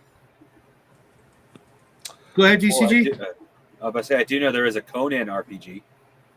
Which one? There's another one coming out next month. Yeah, that'll make 3 technically. I think it's 4. Is it 4. one of the earliest RPGs, Conan? No. There was one that came out from TSR. Right, but that wasn't really technically an RPG, was it? Then there's one that then there's the GURPS one. I think was the next one. Then there's the Modiphius, and now Monolith is coming out with theirs. There's one that's super old, like. Super old. Hold on. From England. Thought. So those are. Who's trying to pop in? But I know of 4 of them so far, and then the. Okay, Grandma, are you trying to come in again? No, that's not me. So there's those 4, and then the other one was. Well, it will be somebody in the list of people in the book group. Right, no, but I have Dark Knight's offline. Anyway, I'm going to head off, guys. You have a good night. I'm going to as well. I was just getting ready to wrap up. You guys, thanks for playing along tonight. Everybody in the chat, you guys. Let that person in at the last minute. I will see Justin tomorrow morning on. Yeah, we are going to be talking about characters because that's like the first thing we need to start doing is figuring out what kind of characters should have between 5 and 7 core characters to your story, bro. We need that. We need to work that. We need to see who are we writing about. Yeah, you start making notes. I need actually what I need to do. 12 hours. You got a 13 and 12 minutes. You got 13 hours and 12 minutes. I need to actually break out a new notebook for this project because I want to talk about something else. Off camera because I had an idea. Thank you, Omen, for the idea. But I need a separate notebook so that I can keep it, organized because I'm a control freak, and that way I'll know what I'm, You got a computer in front of you. It's got a notepad function. Yeah, I'm old school. I want to because sometimes I believe it or not, I draw sketches. Yeah. I'm not a great artist, but I drew this little tiny picture of the next island you guys are going to. I don't know if you look. No, on the side. Yeah, right there. That's good. It's not awful, I said that's good, not bad. Um, Stop being judgmental and hateful of yourself, bro. speak to somebody about that. but not better now. it helps me do what I do whenever I do something, and so Yeah, I get what you're saying. You like to have doodling paper. Yep. Which is a good thing. But Jackie did show me how to do the Google Docs thing, and I will get to work on it because it's not hard. No, it's not. And you could always YouTube anything you want to know about Google Docs, and some Pajit will tell you all about it. They have an entire province dedicated to that over there in India. I'll bet. So you guys have yourself a great weekend, Grandma. Thanks for a mediocre pick. You can make it up to us next time. As a matter of fact, I'm not going to tell you what to pick. It wasn't that bad, but I know I'm going to pick something no one else is going to pick. You guys will thank me for it later. So as a matter of fact, I'm going to tell Grandma what I'm going to pick so that she won't think to pick it, because I know what she's going to pick. I think.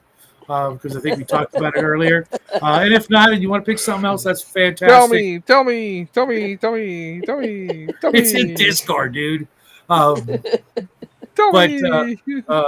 And I might do that on Discord to kind of like try to like make a little calendar thing so we can kind of get an idea of where we're going to go, so that guys like me who are actually going to try to buy the paperback or hardback. Thanks, Omen. Now I got to buy bunch of Elric books. No, it's okay, because I've got these old book club editions that I got from the Columbia Book Club, and while I've loved them and read them several times, and they do have some fond memories. I liked what I saw that he showed from a more complete version. I like that, and I wouldn't mind having that in my collection, and then I can hand these off to someone else who wants to go through the same bullshit I'm going through now, realizing there's 2 books wedged in between 6. We shut up, because I would like to get the whole story, even though I know how it's going to end. Elric fans, just saying. Yeah, it's not pretty, but your guys, face isn't pretty. Yeah, but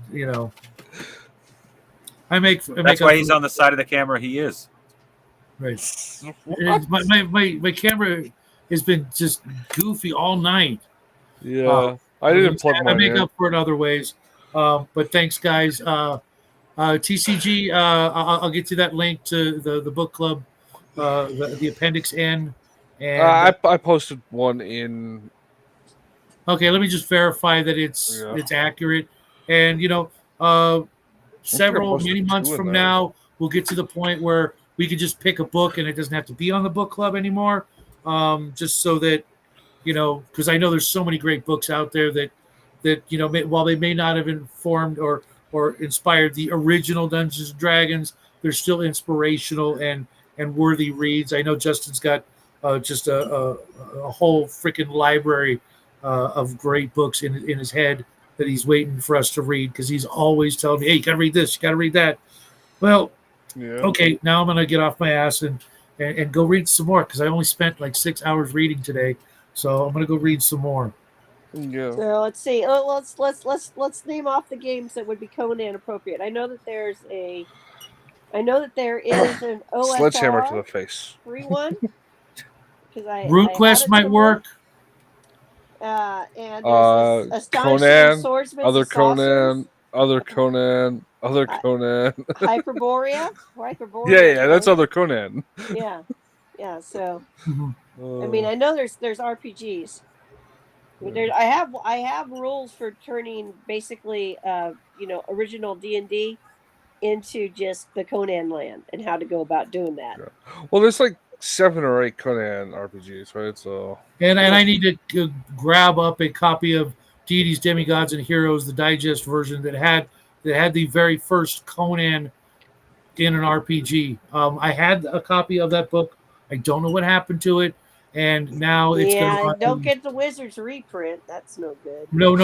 I don't do that because I have all the originals, and it's going to cost me a pretty penny. But for that one, I can't afford all those originals. Yeah, I got them decades ago. I just went through this phase where I was just buying certain things, and I know when I wasn't going to use them, but now I'm glad I have the ones that I have, Swords and Spells. Wish I had my copy of Chainmail, but I've got all the other supplements, and that's one book I don't think you should worry too much about buying a reprint on Chainmail. It's like, what, 12 pages or something like that? It's not big, and you're right, because I do hate that plastic spiral binding thing. I used to work in a print shop, and I hated working with those. It was just so weird. It's like just freaking staple it like every other book you guys have put out. Saddle stitch it and call it a day. But no, they had to go all fancy. The new version is perfect bound. That's glue, right? Mm-hmm. Not a Coptic binding. And I know I would never, if I had an original copy of Chainmail or a reprint, I'd read it once, put it on the shelf, and there it would sit until the day I died, because I would never run it or play it. Although I did see a playthrough. I did see a playthrough of the jousting game that's in it, and I'm like, that could be fun. The jousting game's cool in it. Yeah. But they honestly printed a more up-to-date version of it for D&D that nobody ever talks about, but I got that book too. But I used Chainmail to figure out how to play TSR's Mars game. Oh, okay. Because that game's a piece of work too. Wow. Yeah, I built an army, and we played it one time. Interesting. You should do a video on that. We'll get my 172nd guys out, because that's what we ended up using. So I needed an army. So. But we did a whole battle over a temple statue or something like that. Yeah. Well, I said I was going to take off a half hour ago. I'm going to do that now. Yeah, I'm going to take off as well. You guys, thanks for doing what you do. Have a great weekend, everybody. TCG, I'll talk to you later. Grandma, thanks again. Can't wait till we get the game again together. What is it? Not this week, but next week. Is it next week?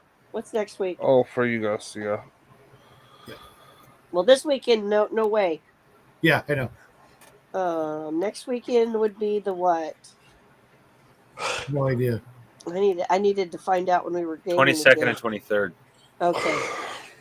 22nd and 23rd. Okay, I'm safe, I think. All right. Bye, guys. Have a great weekend, everybody. Bye.